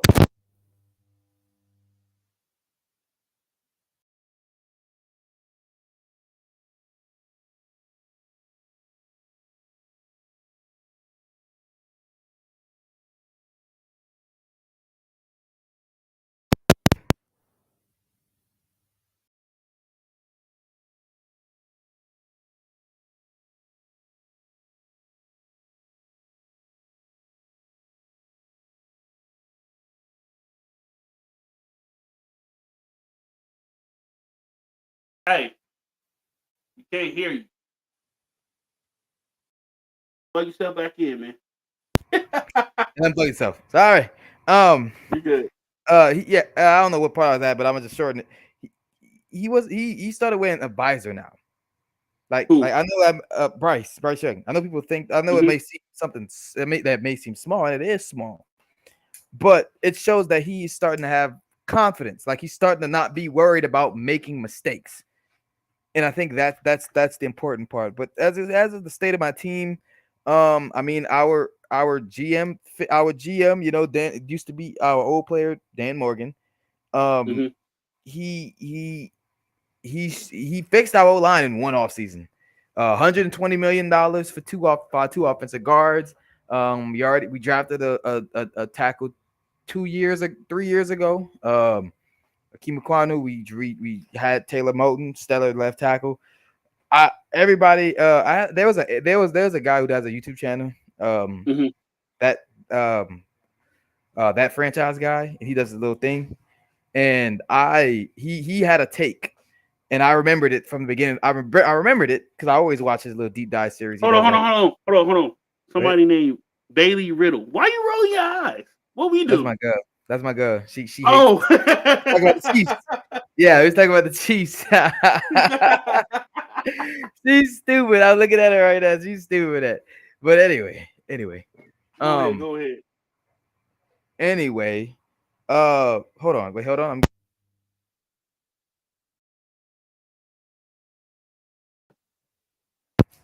Okay. Anyway, my little brother asked me to make him a huddle. No, I'm doing something. Anyway.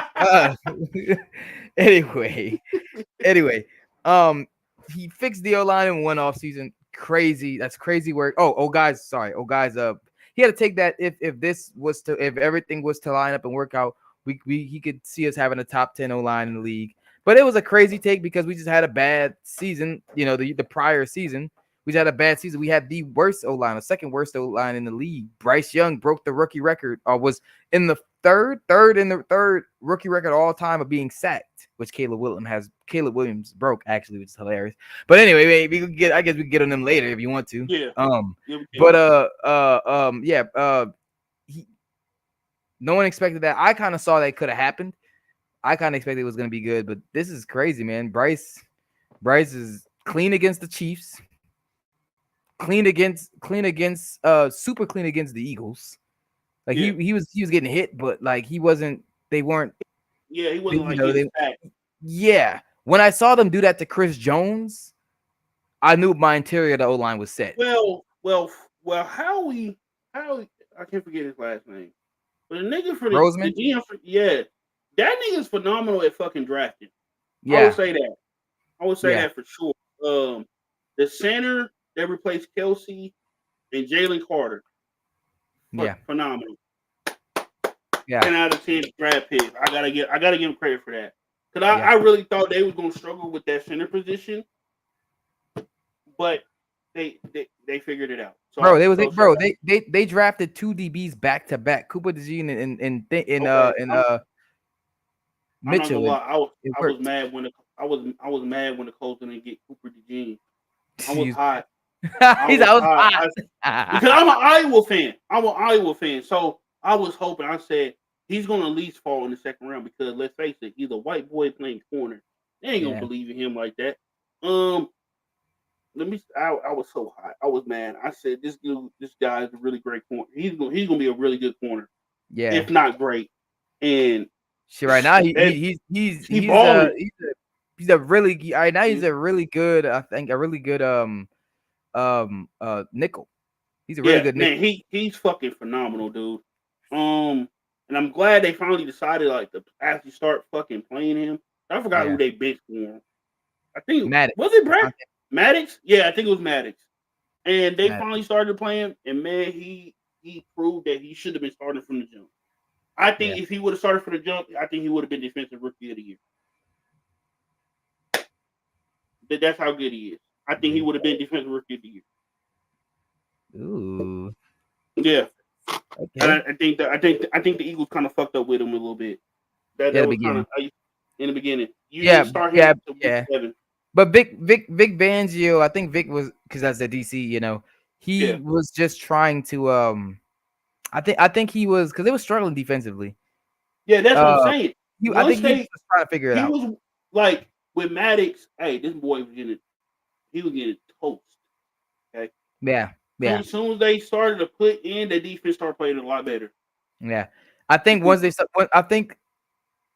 I think after what I don't know what game it was, they got just smashed. They was like I guess I'm pretty sure they just like, you know what, let's just try throwing all of our rookies out there. Yeah, and it And worked it worked. to a degree. It worked to a Yeah. degree. And so, hey, sometimes rooks are ready. You Yeah. just got to throw them in the fire. Now, sometimes some rookie need, but I knew Cooper. Just seeing him play at Iowa, I was like, he's ready, y'all. He's ready. Iowa is the only damn near all white team that put out consistently good white players. Don't fucking play. Hey, we're tight in you. Yeah. Don't fucking disrespect us.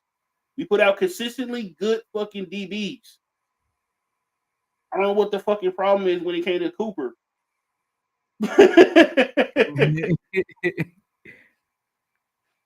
But no, Hey. go back talking about the Panthers, man. Oh man.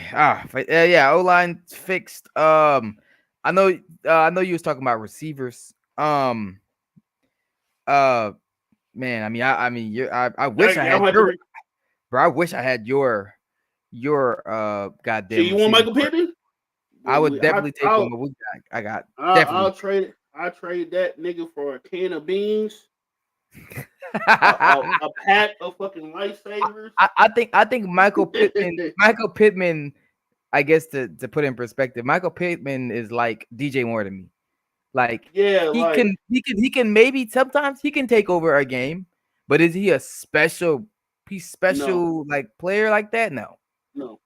No. Yeah, he be frustrating me, bro. He be dropping easy ass I balls feel like this sometimes. a Michael Pittman or DJ Moore would be the best number 2 receiver in the NFL Yeah, if they could that's be a who true number 2. exactly Michael Pittman is. You Luigi ass nigga.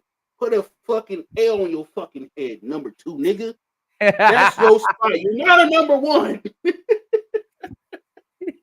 He said Luigi hat for Luigi hat. Put that fucking Luigi hat on, nigga. You are not player 1, nigga. Yes. You talking about DJ Moore? Golly. No, DJ Moore and Michael Pittman. You niggas are Yeah. not number 1s. Stop. Yeah. You're a good compliment piece. If I need your chain movers, if I need to get you the ball to move the chains, cool. If I need, I'm not throwing the ball to y'all to stretch the fucking field vertically. I can't trust you niggas, Nah. especially you, Michael Pittman, because you consistently drop fucking jump balls most of the time. Nigga, you 6'4". Stop. Yeah, they those guys are more horizontal receivers. Yeah. Crosses and slants and DJ Moore, DJ Moore is pretty good at catching fades, but I wouldn't want him as my one. That's why even though people are saying, even though our fan bases, when I get in the Panthers, I'm gonna get into that kind of to our fan base because they kind of play a part in this, but like, because I'm gonna use this to kind of go back to the Panther thing, but even though people was mad that like last year, it seemed like last year and a little bit of even this year, it seems like people are like, man, Bryce, best receiver on his team is Adam Thielen. That nigga. And you said what? That nigga old. He is, but bro, the catches he be making is ridiculous, bro. Like he be making some true. Hall of Fame catches, bro. Bryce and him have a special connection, bro, for real. Yeah, they have a special connection. Well, that's the thing with rookie and young quarterbacks. You want to have that veteran receiver. I think Cam Newton had Steve Young. He did Steve Smith, for a little while. He had Steve Smith. I think his rookie year. Steve Smith kind of had a little personality. Their personality kind of clash. Well, here's the thing too, though. You kind of got to look at how the Panthers treated him. Once they kind of knew, like, yo, he's not gonna be back. They treated him kind of weird, and so that's why you got that when he went to the Ravens. That's why he was on his tough boy shit. Yeah. When they played the Panthers, so you kind of got to look at that too. Like they kind of treated him a certain type of way. Yeah. I know. Andrew, he had Reggie. I think the first three years of his career. He also had Musa Muhammad too. Who? Did Cam had Moose? Moose? No, he Did had Moose. Moose was on at that point. It was Oh yeah, I'm so good Steve. God. I think Ted Ginn was there. And Um, Calvin Benjamin talking but about yeah, they receivers.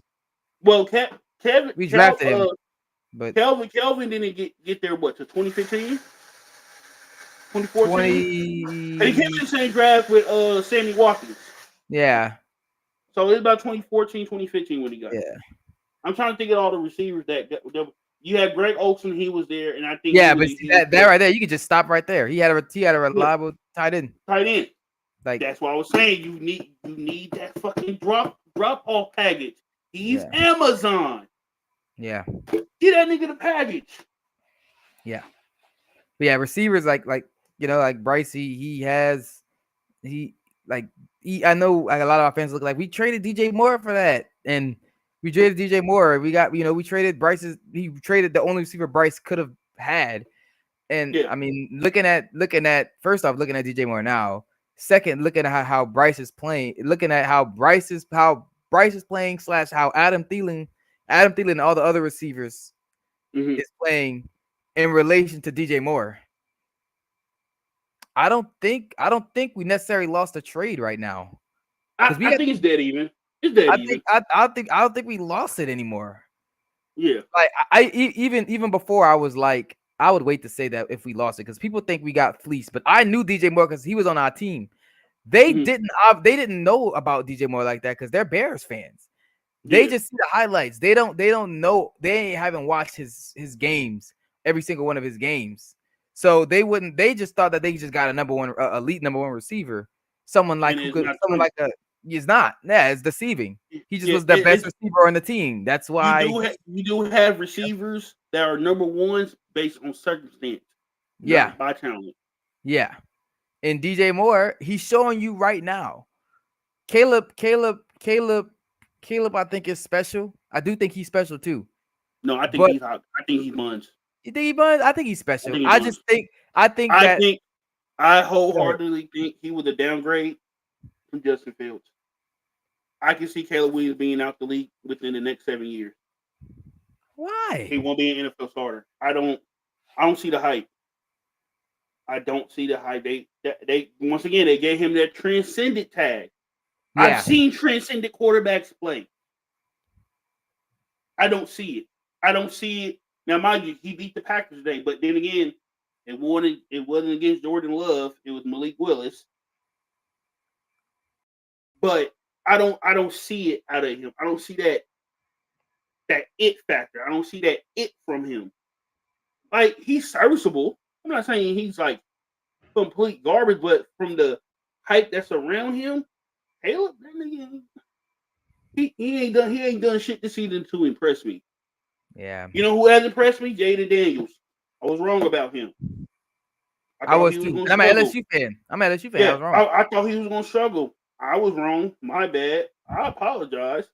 That Well, nigga is a to he's a very good quarterback. But then be again, fair, go ahead. no, go ahead. Oh, I was just gonna say, to be fair to be fair to him, like, yeah, at LSU he had all he needed, so he didn't have to do much. Like slot fade. That's Yeah, all LSU ran. So you really couldn't see if he had that specialty in him where he can make big time plays in big time moments.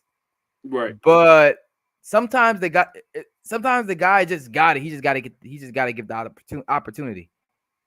Yeah, And man. It just I did not think he was gonna be good. I didn't think he was gonna be good. Not this fast. Not this yeah. good. No, but Definitely also think he was good. it kind of helps when you have.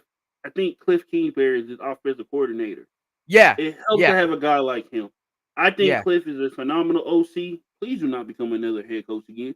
Continue to be the OC. That is your lane. I think the offense they have cultivated for him to allow him to grow within the offense and then start unlocking more, complex plays and whatnot. Yeah. That is perfect. Like that's how a lot of these rookies should be handled. You start off simple, then you work to the big shit. Just don't give them all the big shit right away. Then they say, they're deer in the headlights. Yeah, They don't know what the fuck to do. that's happened with Bo Nix. Yeah, That literally was happening with Bo Nix at the beginning of the season. yeah. He's just Sean Payton's scheme is too wordy and stuff like that, and it was causing problems. So they were just like, you know what? you Let's got to just dumb it give down. him. Yeah, let's give him. Let's give it. Let's all right. Let's got it because Sean Payton's never worked with a rookie quarterback before, so he's Yeah, just like, fuck it. He's been playing long enough. He should get it, and it no. it But is different from the NFL. then again, Bo Nix was in college for what 5-6 years. 6 years, but NFL and I don't think Yeah, that yeah, Sean's system is based not based, but has been evolved. A Super Bowl winning scheme, multiple time division champion scheme has been cultivated, has been perfected with a veteran quarterback. yeah, He was a veteran when he came to technically he was a veteran when he came to Sean. So, he is not he hasn't had that experience. yeah. And But it's actually working because now I don't know if they probably giving him the complicated stuff now, but now you're seeing him play insane because he has more complicated stuff now. now I ain't gonna lie. Today he is pissing me off because I had him on a parlay. Hey, nigga, you can't get 2 touchdowns against the Cowboys? Who? Fucking Jaden. I swear to God, this Oh, nigga didn't Jaden. score no Oh, touchdown today. Yeah, he didn't score no touchdown today, bro. He kind of he pissed didn't me off. play. He didn't play. Yes, he did. Marcus Mariota played today. You sure? Because I had this nigga on the parlay. I'm about to pull this shit up right now, bro. Pull up. That shit had me hot. I'm like, this nigga, come on, bro.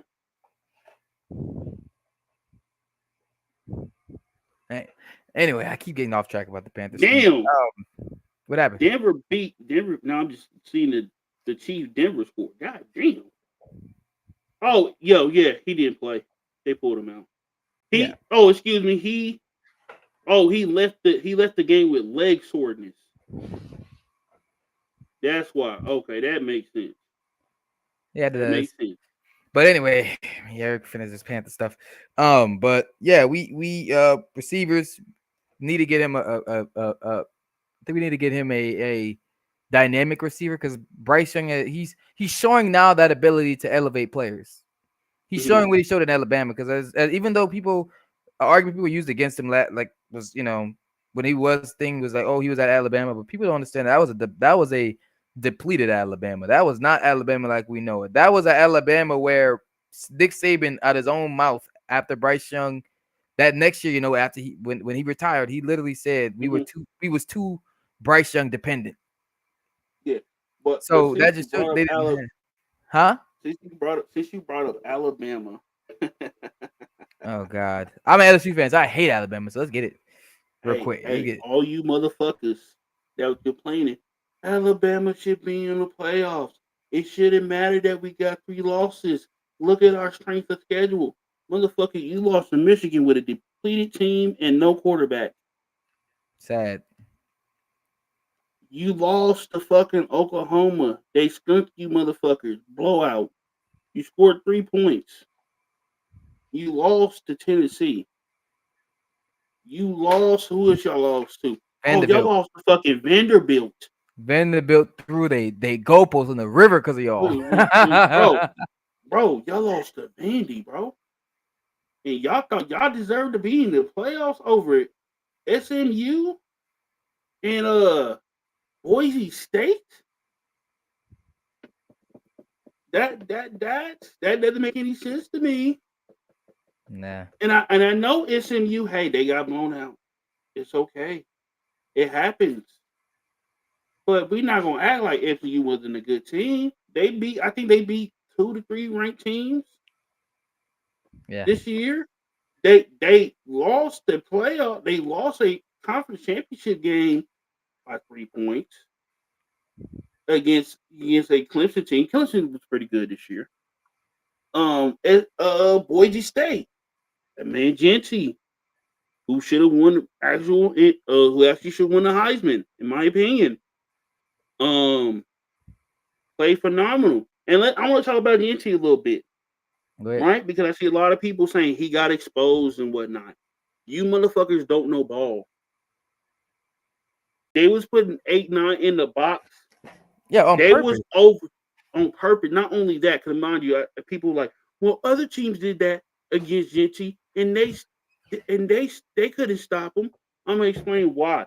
They were over. If you look at the actual film of the game, they were over pursuing him. Quite literally, the two touchdowns that they scored, you can look at the defense. Wherever Genty was going, the defense was flowing that way. Okay, I don't understand that y'all not getting that. The dude was still breaking hella tackles, even though I think he ran for what 30 carries for 104 yards. Yeah. I think Like yeah, people need to understand that, like, when because they were in the playoffs. This was the playoff game, right?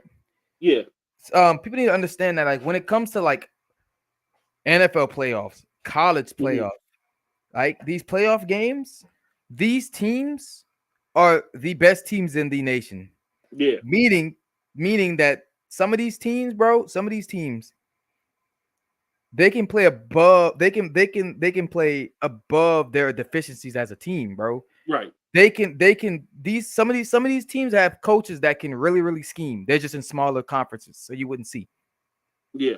You know what I'm saying? Because like my thing with Penn State, we know Penn State defensively is one of the best defensive teams in the country. Yeah. In terms of college teams, right? We know this. We know that Genty was going to be the main focus of them, right? We know this. Now, with that being said, y'all are being coy and ignorant about the style of play. Okay, like I said, Penn State's defense was over pursuing Genty. The two touchdowns that they scored, you can look on film. Everybody, D linemen, linebackers, safeties, and corners are all flowing to Genty because they think Genty is going to get the ball. That is very telling and telling of how much of a talent he is. Even when he was getting 8-9 in the box, which was most of the fucking game, he was still breaking 3 to 4 tackles to even get the yards that he was able to get. To be honest, Boise State missed opportunities to actually win against Penn State. There were very few times during that game the quarterback fucking up. He threw 3 picks. That's not going to help nobody. Okay, I think if I remember correctly, he overthrew a touchdown pass. Like shit happens, and to say like, oh, Travis Hunter deserved the Heisman over Genty, y'all tripping. I'm sorry, y'all tripping. At the beginning of the season, I said Travis Hunter currently right now that is the Heisman winner. Next thing I know, I see a running back that got 845 yards within the first 4 games of the year. Oh, let's continue. He had, I believe, 145 carries, 845 yards, and 10 touchdowns within the first 4 games of the season. Oh, okay. Let's continue to see go on. As the season progressed, he put them stupid numbers. 200 plus 250, 283. Bro, they was putting this man out by half. He would have 200 yards sometimes by halftime. Because I think, remember, 2 to 3 games this year with Genty, they set him out at half because he was already at 200, over 200, or he was about to hit 200. Yeah. It was damn near a blowout. Like, for a while, Genty was a exceptional parlay piece. Because I know that nigga's going to hit his numbers. I knew it. Put Genty in there for 2.5 touchdowns. Put Genty in there for 175 yards. Yeah. Because I know he's going to get it. No, and not only that, y'all also got to think about Penn State too. Them niggas was about to be a trivia question if they was not able to stop Genty. The Genty Yeah. was about to break the record, okay, for the NCAA rushing record. Saying there be a trivia question crazy. But they was gonna end up. They was about to end up. Trivia question. They was about to end up a trivia question. Henceforth, going to the game as a defense. Yo, we gotta stop this nigga because he's going to embarrass us if we don't. Not only that, it will look bad on James Franklin because the question with him, why can't you win the big one?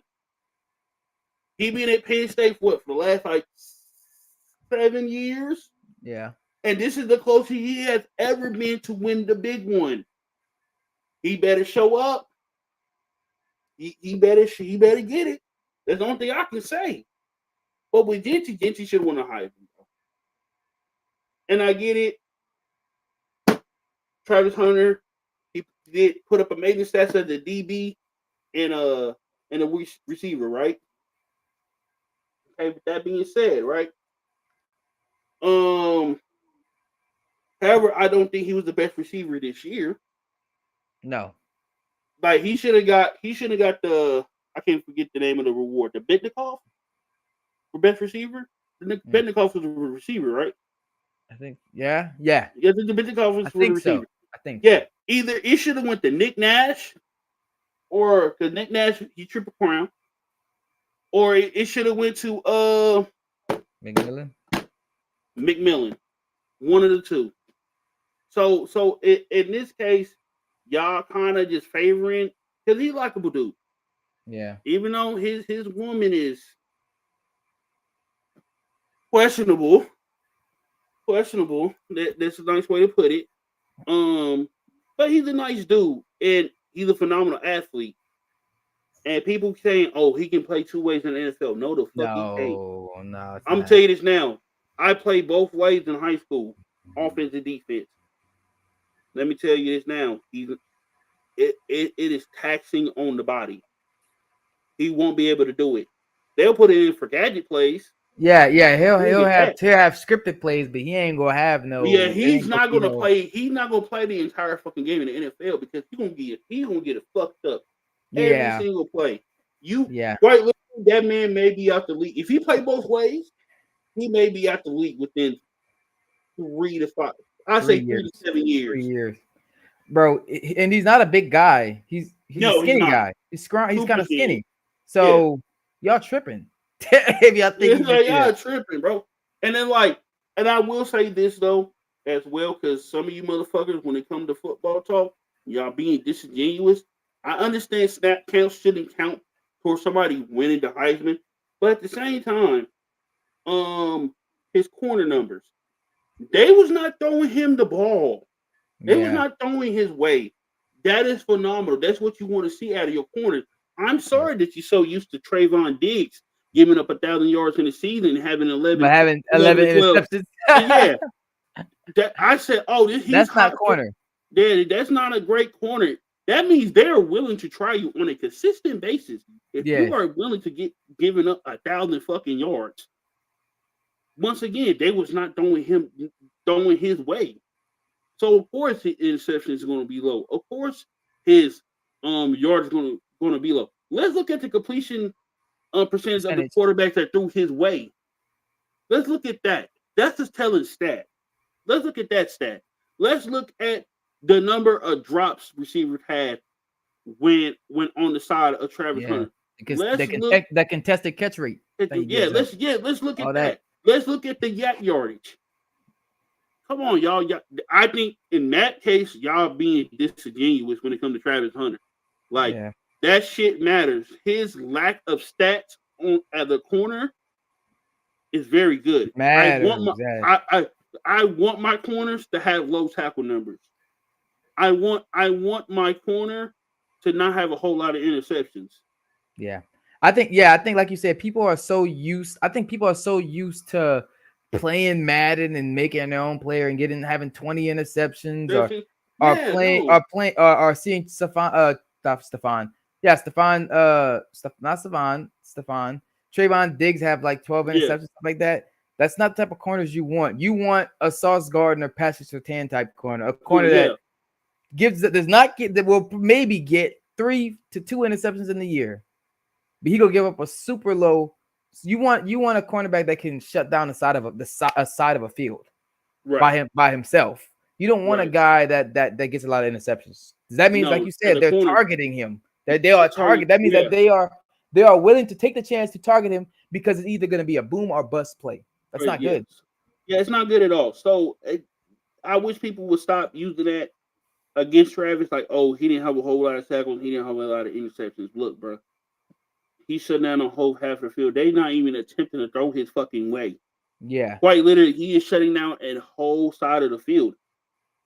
Now, I would like to see. It seems like with Travis, he's more of a zone corner. In my yeah, opinion, he's better in zone than man. But we yeah. have to see once he gets to the league.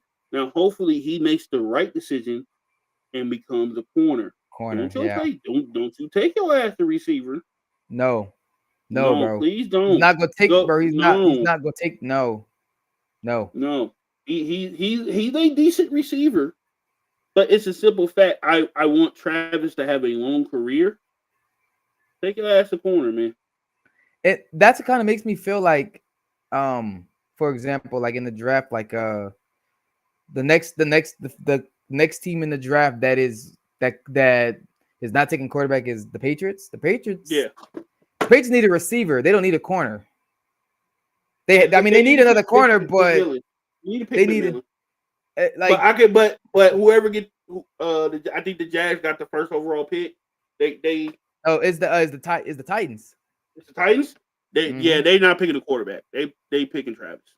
I think with the Titans they gonna end up picking. They gonna end up getting the QB in free agency. A corner number one overall is I crazy can though. see them. I can see them trading for Kirk Cousins. You're a corner number one overall is crazy for a team like that though. Yeah, but Like if it, I can see them trading for Kirk Cousins in from the Falcons, and then okay, that fixed their quarterback situation for a season or two. Because I'm gonna tell you this now, there's certain somebody in Texas right now that's gonna be a redshirt junior next year, in the name uh-oh. of Archie Manning. Look, if Anthony Richardson is buns next year, I want him to throw as many interceptions as he can. I refuse to see a Manning in Patriot colors and Titan colors. You you have would I would lose my motherfucking mind. The audacity of Manning in Titan colors? No, hell no. You better. Hey, matter of fact, I hope please stay in another year. If he falls to the fucking Titans, please stay another year in college.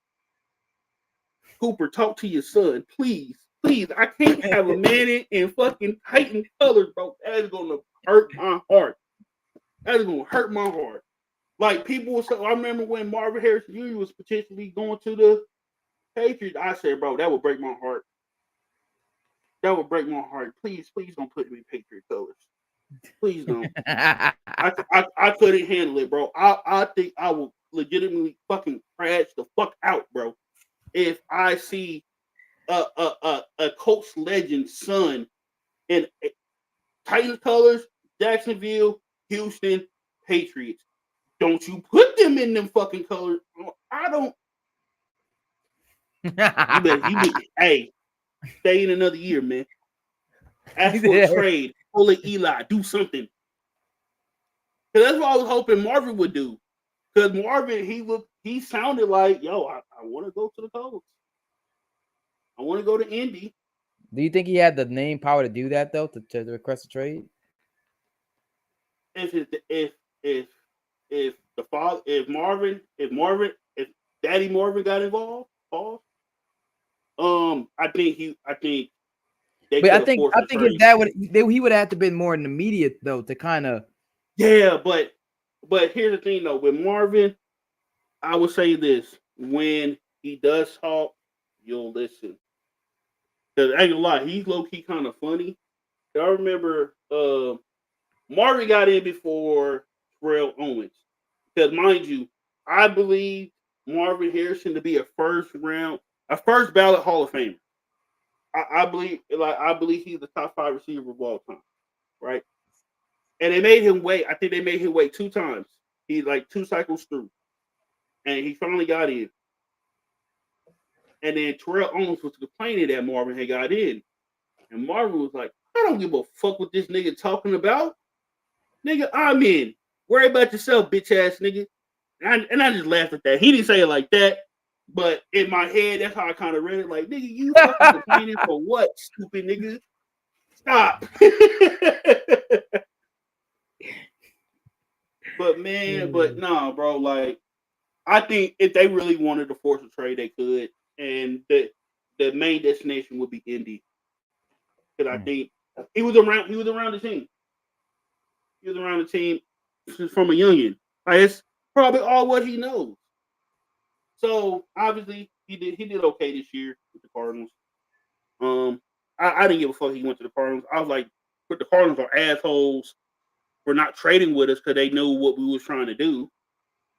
Because the rumor was either we was trading up either get Brock Bowers or Marvin Harrison Jr. And those are two great players. What number? What number were y'all at? We was at I think 15 this year. Well, last year we was at 15, so we was the middle pick. What number did they get Marvin Harrison Jr.? He was a top 5 pick. Oh yeah, you know what? Y'all had to give up the farm to get him though, bro. Yeah, but like I said, we got Latu from UCLA. That nigga's nice. Yeah, Latu. Yeah, that nigga's nice. He's good. That nigga's nice. He's good. He's good as fuck. I think we got a foundational piece on the defense with him.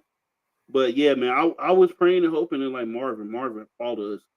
Because even Zaire Franklin, he had put in the air. He was like, hey, nigga, I'm gonna let y'all know this now. There are very few people in Indy that are safe from getting traded. To get this man. You don't think that Jim Irsay don't want him in Colts colors? Y'all tripping.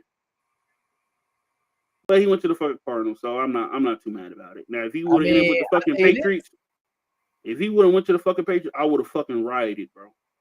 I would have been hot. Because I would have heard Porsche's mouth. You know, Porsche, he was a Patriots fan. And during the time I was living in the house. I think I was living in the house during the draft. But no. I was living in the house at the time. But we was talking about it, and I was like, bro, you don't understand. I'll crash out. I will crash out. That man end up in fucking Patriot colors. Absolutely the fuck not.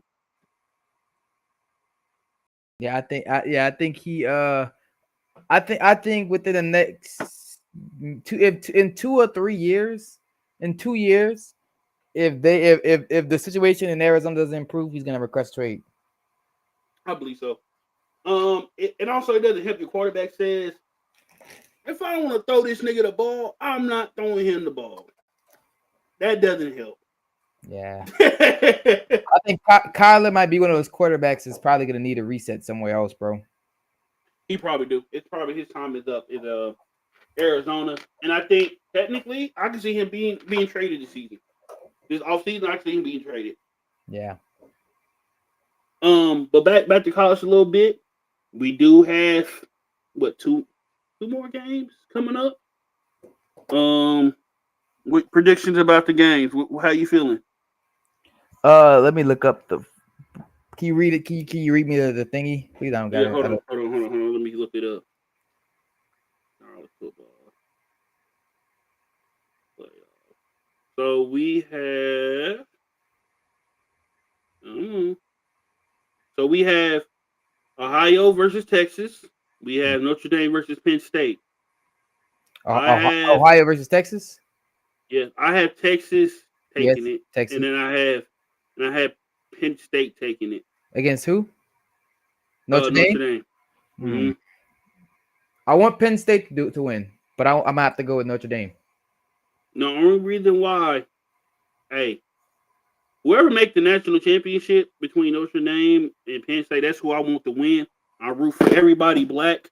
We have an opportunity for the first time ever to have a black head coach to win the national championship.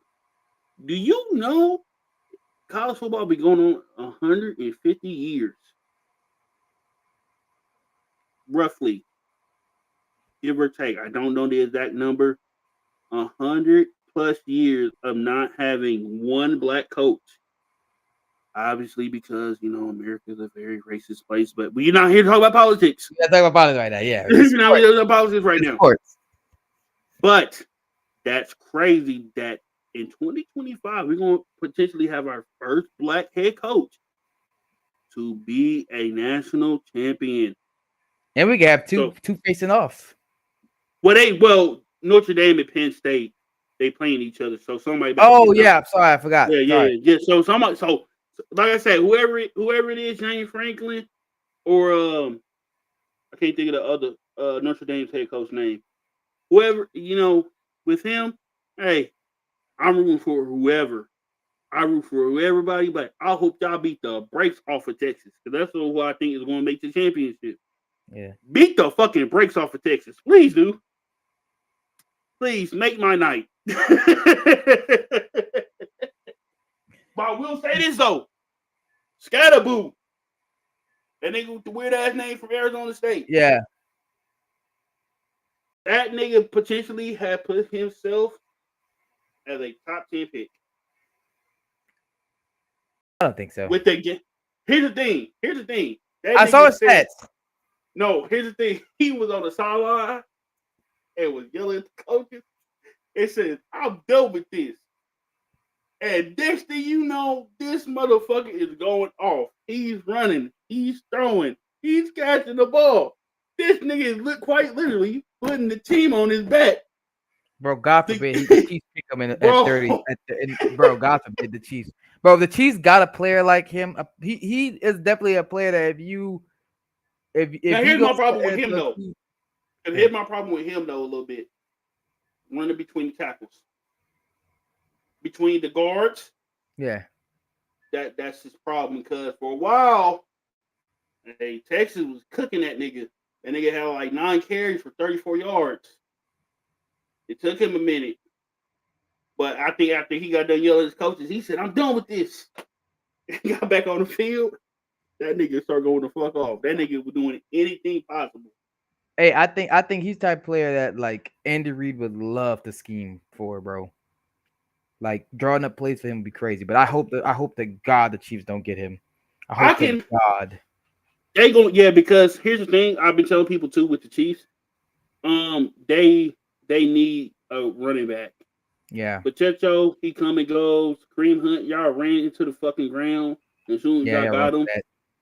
Hey, y'all wrong as fuck for that. Y'all, the first game, y'all gave the ball 22 times. Hey, and then po him. I know that he's a professional, so he understands that whenever the number one comes back, the number one gets his job back. But the Chiefs fans, because they was winning, the Chiefs fans really was pumping this nigga head up like he was like that, and really feeding him the ball. And now Pacheco's back. I hate fucking parlays. Damn, who fucked up? Damn. You lucky. Madison? I wish I could have saw it.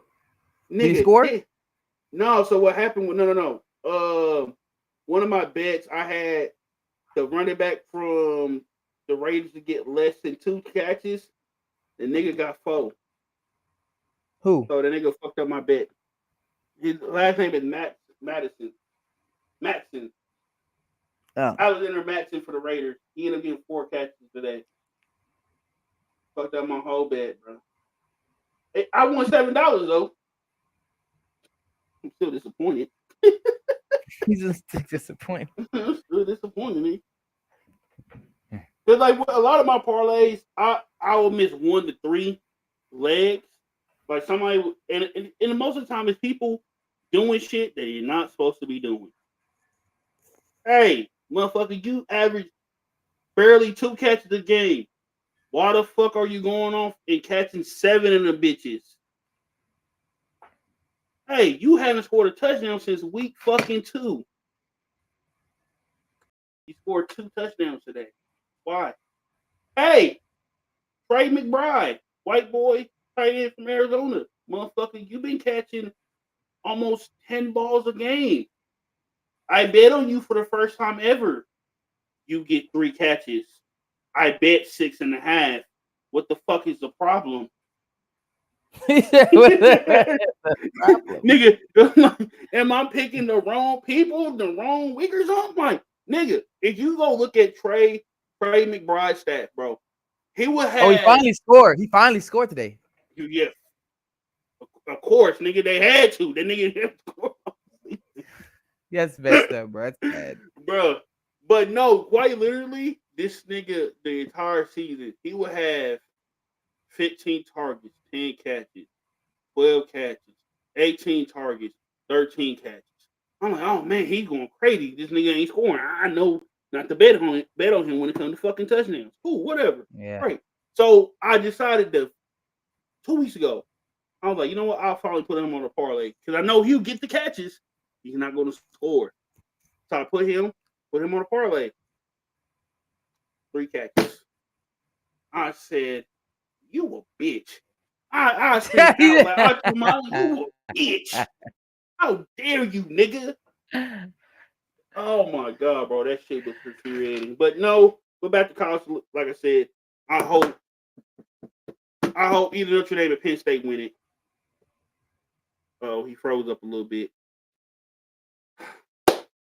He froze. Connect back. Okay. But yeah, man. Hold on. Put him back in here. Bam. All right. There you go. But yeah. Come back. But yeah, man. With college shit, you want to talk about the new rules and shit that about to be implemented a little bit? Or you want to touch on that today? Man, up to you.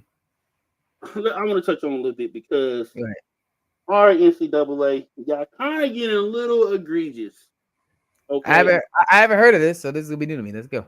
So they are talking about giving 5 years of eligibility to all college players. This is on top of, hey, 2 years of JUCO. That shit don't count for the game. Hey, Will, my stepdad just walked through and said, "Fly, Eagles, fly." Hey, y'all should have let Saquon get the record, man. Y'all bullshitting. Hey, Will said, yeah, bullshit. Yeah, they didn't let Saquon get the record. It is what it is. He said, "It is what it is." Nah.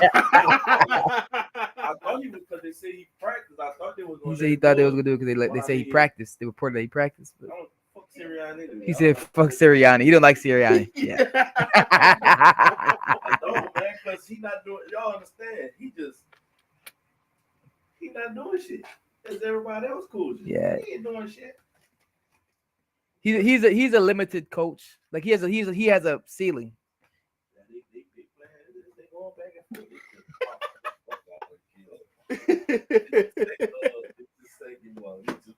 forth. Out of who? Gibbs. Oh dang. They popped the shit out. Oh, they took him out the game. Dang. He gonna come back. They popped the fuck out of him. They not gonna see it. That's crazy. Damn. Yeah, he just flying high because his boy did his thing today, so he happy. He beating on his chest. You already said, Will? The Panther he beating on his chest. He said, yeah. Oh God, I am. My boy look good. I was just talking about that, boy. Oh my God. Hey, if Bryce would have had 4 interceptions, I probably been mellow as hell today. That'll be though, bro. Sometimes it be like, damn, my quarterback play like ass. Who? Chargers won. They won. Is the Broncos in? Yeah, the Broncos and the Chargers. The Broncos and the Chargers are in. Huh? That pushed out the Bengals. Bengals. I wanted Joe to get it in, but the Chiefs fans they wanted what's the name to get bounced out. Oh, Burrow, yeah. The Bengals, yeah, they wanted. Yeah, the Chiefs know that the Bengals is the real threat. That's the real. Yeah, that's the kryptonite right there. If Joe Burrow faces over Patrick Mahomes, he's gonna beat him. If the actual MVP award went to the actual MVP, it would have been Joe Burrow. Because quite literally, he's dragging his team to the playoffs. Oh yeah, he was trying to. He was trying to drag them. By the definition of what most valuable player means, Joe Burrow should be the MVP. He's first in passing yards, first in touchdowns. They ain't going to the playoffs. They ain't going to. I ain't see a dragon like that in a while. Like, yo, please just do enough so we can make the fucking playoffs. Yeah. That nigga was losing games. He put in almost 50 fucking points and losing. I said, damn, this must LeBron have felt doing game 1. Yeah. Who else? Yeah. Who? Yeah, Tyreek Hill. Oh I yeah. gotta do his best for I know, bitch. You been running for that money instead of staying your dumb ass where you was. You know what I'm saying? At least give me 2 or 3 rings. Now I can go get the bag. And I'm Yeah. about to ready to retire. No, you was chasing that money, thought y'all was going to. Now you looking stupid. Now you talking about you trying to do what's best for his family. Man, I fucking sit his ass. You dumb. You should have. Oh yeah, Hill, Tyreek Yeah. Hill stuff. Think about it. You want to get endorsements. All that playing tough. He was well, he wasn't the king of Kansas City. That's behind. He was like a prince of KC. Yeah, no, that nigga is beloved here, bro. Like my grandma's heart was broken when he decided to leave. You know, damn near. My grandma was heartbroken when he left. Yeah, a lot of He Chiefs was fans. heartbroken. Yeah, A lot of Chiefs fans were sick when he left. But He said he got to do what he got to do for his family. I was watching his interview. Oh, now you want out now. yeah, he want to go somewhere else now. Well, shit. Well, you know, Tua got fucking mush brain, so fuck. Like, time to go. I think Tua is limited. Tua is big time limited. Like not because of the cousins, but just I think as a QB, he relied. I think he's limited. First of all, he needs to be the poster child for the fucking Guardian caps. 20, 30 points. Oh, he said Tua? And expect to. Yeah. You know what I'm saying? That's what I heard Burrow. Everybody fussing about Burrow, but I'm like, damn, you can't play defense too. Yeah, Burrow. Damn. Yeah, their defense is horrible. The defense awful. Up just how many points? Awful. High garbage. You know, they was fussing. Oh, Joe Burrow, y'all don't, bro. The man can't play. He can't play every position. He playing quarterback. The fucking best position, the most important position on the field. He putting the numbers up, but his defense giving up 20. You know, they giving up 30 points. How you gonna win? You can't win like that. That's why I really feel, in my opinion, Burrow right now is the best QB in the league, in my opinion, just from the fact that he carried them to the playoffs. Like they were done. He put you in there. Yeah. Like I said, go back. You could go back to what game it was. It was defense that gave the game up. Like 2 or 3 games. It wasn't him. Yeah. That's my point. Shit, you either talk all that shit, you can do all this shit. That's like with Lamar. Oh, yeah, y'all doing that shit now. When it's gonna count, why that defense give up 20, 30 fucking points? Yeah, that's something about the Ravens. The Ravens, they when it count, they lose. Yeah. Lose when it counts. You giving up 30 points. That's just a culture thing, though, bro. That's just a culture. You really can't. 30 points in the playoffs, bro. Yeah, no, not 30 in the playoffs. You don't want to give up 20. Nah. Yeah, if you giving them 30 in the playoffs, you may be cooked. You lost. You probably you losing that game. Yeah, but with Joe Burrow, bro, I said, damn, this nigga scoring. He's scoring 5-6 touchdowns. This nigga losing. What y'all want him to do? I remember Shannon Sharp was talking about like Joe need to do more. What the fuck do you want him to do? He's throwing 5 touchdowns. Yeah, that's bro. He throwing 5 touchdowns, no picks, and he still lost. Like that shit not his fault. Where you at? I still talking about Jared Goff right now. They wrote him off. They did right now. I don't know. You know, let's see the school. 0-7. So 0-7 right now. Oh, so it's still early. The Vikings about to score. Minnesota was driving, so I don't know. Yeah, they about to score. Oh shit! Yep, so is. Let me see these stats though. Let me see these stats because I do got some money on this game. I need a touchdown from what you call it. You say what? Oh, but hold on. Did I bet on Gibbs? Hold on. Please, God. Please, God. Please, God. Please. I've been winning on my prize picks. I've been killing on prize picks. So, damn, fucked up. Why did I bet on Reese? I'm dumb as fuck. I bet on Addison. I said Jordan Addison's gonna score. That's all. Hey, Jonathan Greenard, nigga, what the fuck, bro? That nigga haven't had a sack in the last 4 games. He has had 1 sack. So I bet that nigga, hey, he ain't gonna get it. Today he chose today. Bitch ass nigga. Gotta sack. You gotta sack. He said niggas want to choose. He said niggas want to Niggas want to choose not to have morals. Bro, I'm gonna say this too. I'm gonna say this for sure, just real quick before we get back to the college shit. Some of these NFL players knowing what the margins are when it comes to them. Cause I swear to God, bro, these niggas sometimes be having bad games on purpose. I wholeheartedly believe that. I think that niggas know, hey, I know I need to get X amount of yards. Let's fuck it up and let's get 10 less. Let's not. Hey, even though Fred Warner, I was averaging 8 tackles a fucking game. Let's get 3 today, just for shits and giggles. You Negroes you niggas get on my nerves. But back to this college shit. Yeah, they trying to give 5 years to college players to play. Yeah, 5 years of eligibility. Yes, that's on top of the 2 years you get for free going to JUCO.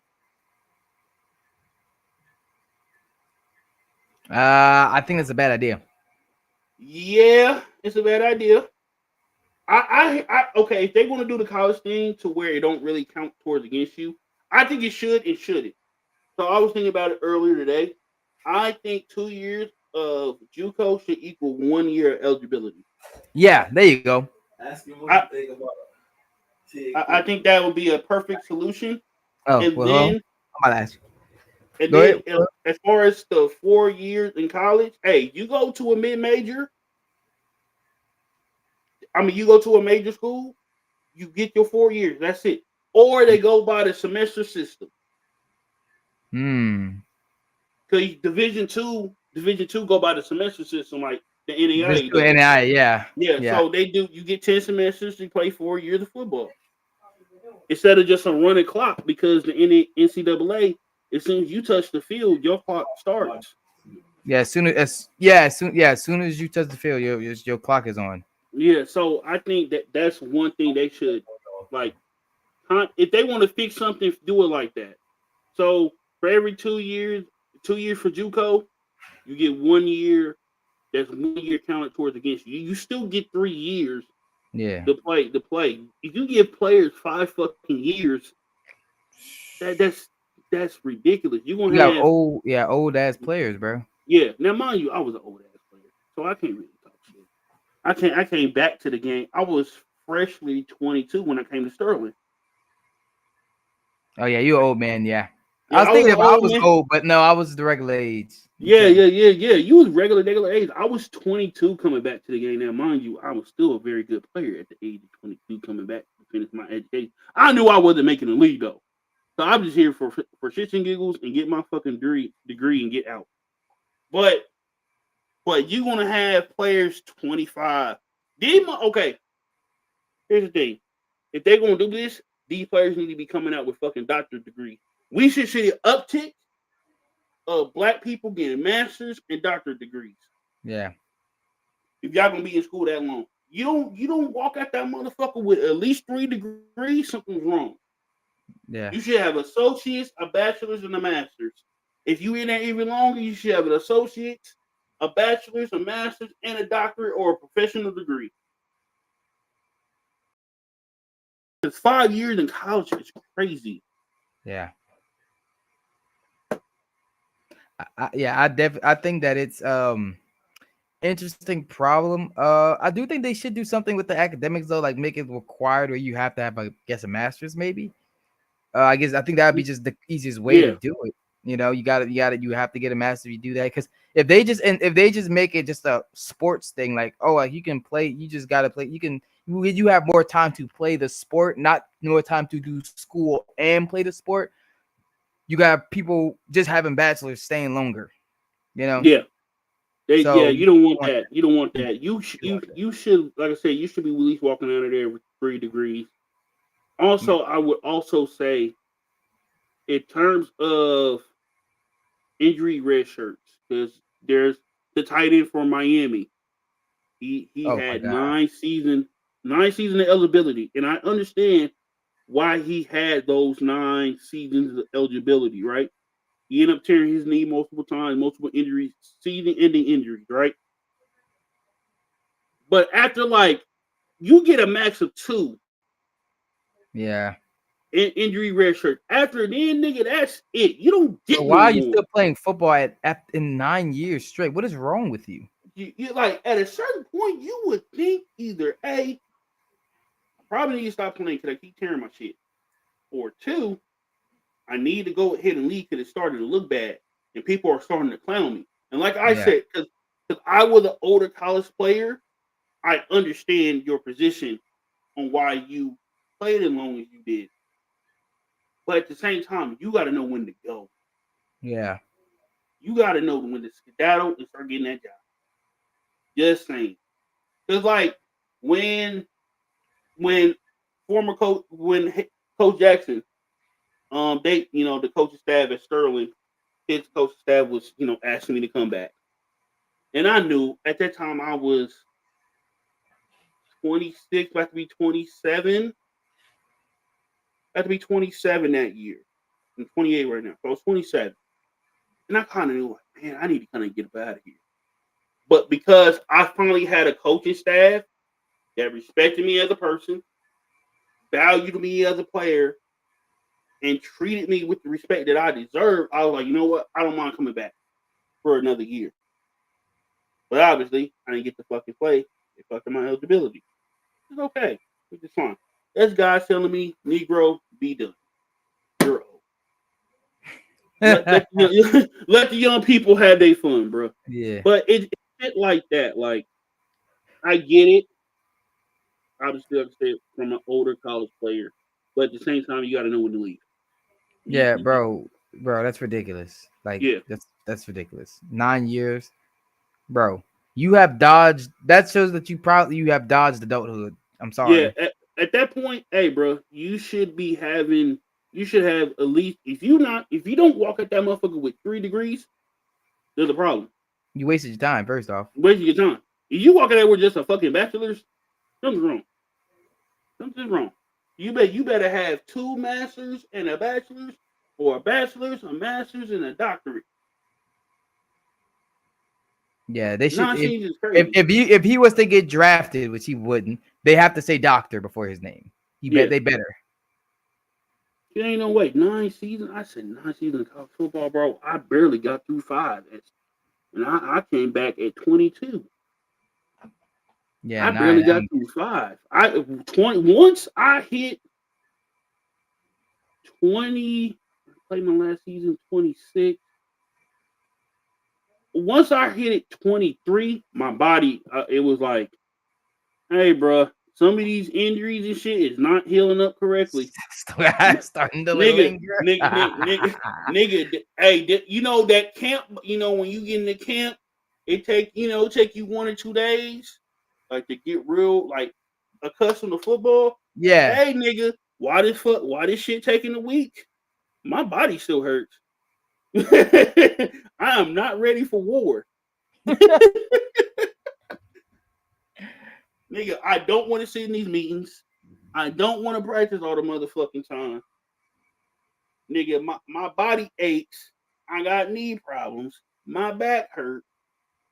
Matter of fact, nigga, I just want to just play the game. As a matter of fact, I want to work. I want a regular job. Yeah, I want a regular job. I am done with this. No, because like after that last season, bro, in 22, because Porsche and John asked me. It was like they asked my mom, like, let him come back for another year.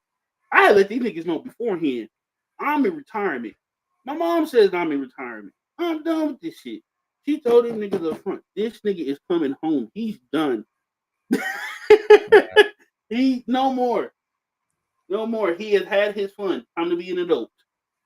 Time to get a job. Time to start paying bills. But I understand the eligibility. Like they gonna have to. What they're trying to do, but yeah. Still. What's the next rule? The also I'm trying to think. They cutting down the player rosters. It's like 150 for a college team. They cutting down to 105. So there's some they're afraid that walk-ons won't be a thing anymore. So that's the thing as well. So they're afraid of walk-ons going to be non-extinct because simply, hey, we can only keep 105 guys on the roster. Walk-ons, them niggas are damn near, they dummies. Yeah. They're dummies. So they use them as crash test dummies. And now you cut the roster you cutting it down 45 players. That sucks. That sucks. So Yeah. I don't want the walk-ons to go. The walk-ons should be a staple in college football. I think that's the essence. I think that's at its core in college football is the walk-on player. They need to keep those. They need to find a way to say, hey, you can at least have 20 walk-ons separate from the roster or 22. 11 players for offense, 11 players for defense. Just to keep that essence of like, hey, those players that we may have missed on recruiting and we want to give them a chance to play, they can get that chance.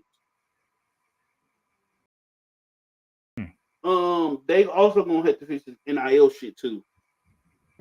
It's getting ridiculous. Yeah. And it's crazy because like I was supportive of college players getting paid, but it's more of they kind of released it out there and it's become the Wild West. Yeah, it's Pandora. It's kind of like the Pandora box thing. They didn't start with no type of regulations. Now they're backtracking. Yeah, so they're like, oh shit. Like the one player I can think of because he pissed me off when he did this because he bounced around. So it's an offensive lineman, can't think of his name. So he originally committed to Iowa. Then he decommitted. Then he committed to Alabama. Then he recommitted to Iowa. Meanwhile, collecting all this money in the process. What is this? Why are we allowing this? This shouldn't be allowed. Absolutely not. He shouldn't be bouncing around team after team after team, getting this money and then leaving. Yeah, that's scamming. Because they're doing. Now, I will also say as well, y'all got to start checking these schools. Why is the UNLV quarterback deciding to sit out because y'all haven't paid him his money? That's troubling. I think a quarterback for Florida, he dipped, not fulfilling promises for NIL. It's Florida. I know y'all got big money donors. Why the fuck you're not giving these players the money? Like these need to be contracts. This is the game. Yeah, it needs to be contract. This is the game now. Like this is the game now, and players were taking advantage of for so long. Now, I mean, it kind of is right for them to get their time to take advantage of this of the schools. Even though I do agree it needs to be regulated, still, they still do need to get their get back for all the years, But still, like, this is the game now. As a school, you gotta adjust if you want to win. Yeah. But I will say this as well. In congruence with the NIL, they're gonna have to fix the transfer portal too. I think you know what I think. I think if you transfer one, you get one free transfer. You transfer again, you have to sit out a year. Yeah. You get one, and you can't get and I would say no NIL. Yeah. You can't keep bouncing schools getting NIL money. You got to stay at that school a whole nother year for you to get NIL. Because what I want to happen is I want some of these mid-major programs to start coming up and start being competitive. That's what I really want. That's what should be happening. Because you got the transfer portal. A lot of these coaches, they want seasoned players, so they get these players that have been playing college ball 2-3 years, rather than a high school player. Okay. Yeah. It should have a trickle down effect where a lot of these mid majors are getting these really good high school players, but that's not fucking happening. Now you have the big schools not only getting the transfer portal motherfuckers, you getting the really good high school players in the process. Yeah. And that shouldn't be the case. This shit should be a trickle down effect on college football. It should be a better product all around with the schools. Yeah. And it's not. It's a lot of the top schools are still getting the top players. Not only are they getting the top players from high school, they're getting the top players from fucking college. Yeah. The only good thing about the NIL stuff is that now every season, because the college is like NFL, it's different from NFL. You have the transfer portal. Like the kids don't have to stay. So now it's just as crazy. It's gonna be now just as crazy as the NFL free agency period. So the NFL offseason. So it's just crazy see now. But it's definitely kind of a problem. There are definitely some problems, man. I've seen some guy who has transferred 3 years back to back. Like, bro, he should not be getting NIL deals. He should not be doing that. He's collecting money just to go somewhere else. Or at least have a tier system when it comes to contracts and shit. Depending on your rank, is how long the length of the contract is for your NIL deal. If you are 4 to 5 star, unless the program releases you from said contract and commitment to said school, you should be signing a 4-year deal with that school for you to receive the type of NIL money that you are commanding. Some of y'all, like old boy that flipped from LSU to Michigan or Alabama to Michigan, the quarterback. No, it was LSU to Michigan. It was from LSU to Michigan. Yeah. Him. He got paid almost, I think, $8 to $10 million. That motherfucker should be staying all 4 years. Yeah. I need some recoupment of my investment back. If this is a business now, I need some recoupment on my investment back. And you better not hop in the transfer portal. I think if they decide to break the NIL contract years before it's supposed to end, you take a year from them. You don't get to play for a year. You get to sit. Because I put all this money in you and you're getting the fuck up and leaving. No. Yeah, you don't get to do that. Some of this NIL money is guaranteed money. Yeah, it's guaranteed upfront money too. So I think these guys, like, they need to do something. Like, they need to, like you said, either take your eligibility, which I would do, take your eligibility and make it to where you can't get NIL for like until you stay with that team for a whole nother year. Yeah, another year. Yeah, so like some of this shit need to be fixed. I remember I was at Sterling, Coach Wilson, somebody I forgot who asked, and then he was like, college players shouldn't be played. And I said, and my first thing was, well, because he was like, they pay for their education, so they should pay, not get paid. And I was like, well, you do realize by the time they are either done with school or transfer from said school, they are getting their money back. They're getting their recruitment on an investment because they're using it for recruitment. They're using them to bring money to the college. They're using them for advertising, marketing to the school to attract more students to come to the school. Yeah. It's a bevy of things that they are being used for to recoup this money. Now we're in the era of NIL, where now some of these schools are not getting their return of investment, and some of these players they paying big money to. That should not be the case.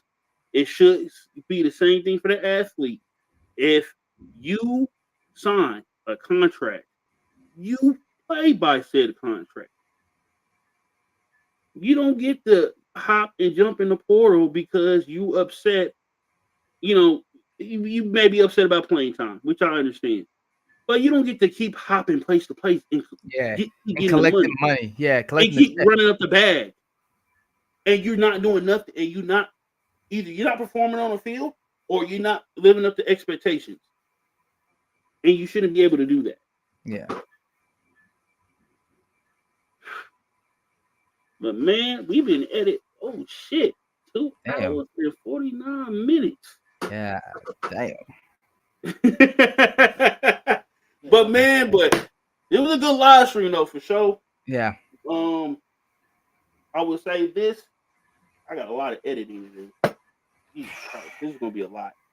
But we will be this probably be the week we drop 2 episodes this week. This live stream will be also an episode. And then tomorrow we are recording our political our political part of the podcast, and then we also released an episode. So y'all getting 2 episodes out of us this week. This is a lot. Yeah. Now, mind you, Kansas City is buried in a foot of snow. So I will be here. Probably at the house. Probably gonna miss work. Because is my fat ass gonna get out there in the snow? No. Absolutely not. I don't blame you. So yeah, we gonna be at it tomorrow. I'm thinking I'm probably gonna live stream that as well, just so we can, get more people to, subscribe to us and whatnot. But man, appreciate for all of y'all joining tonight. Appreciate y'all. Can't wait for the next episode. Thank you. Yes, sir. Thank you. I appreciate it.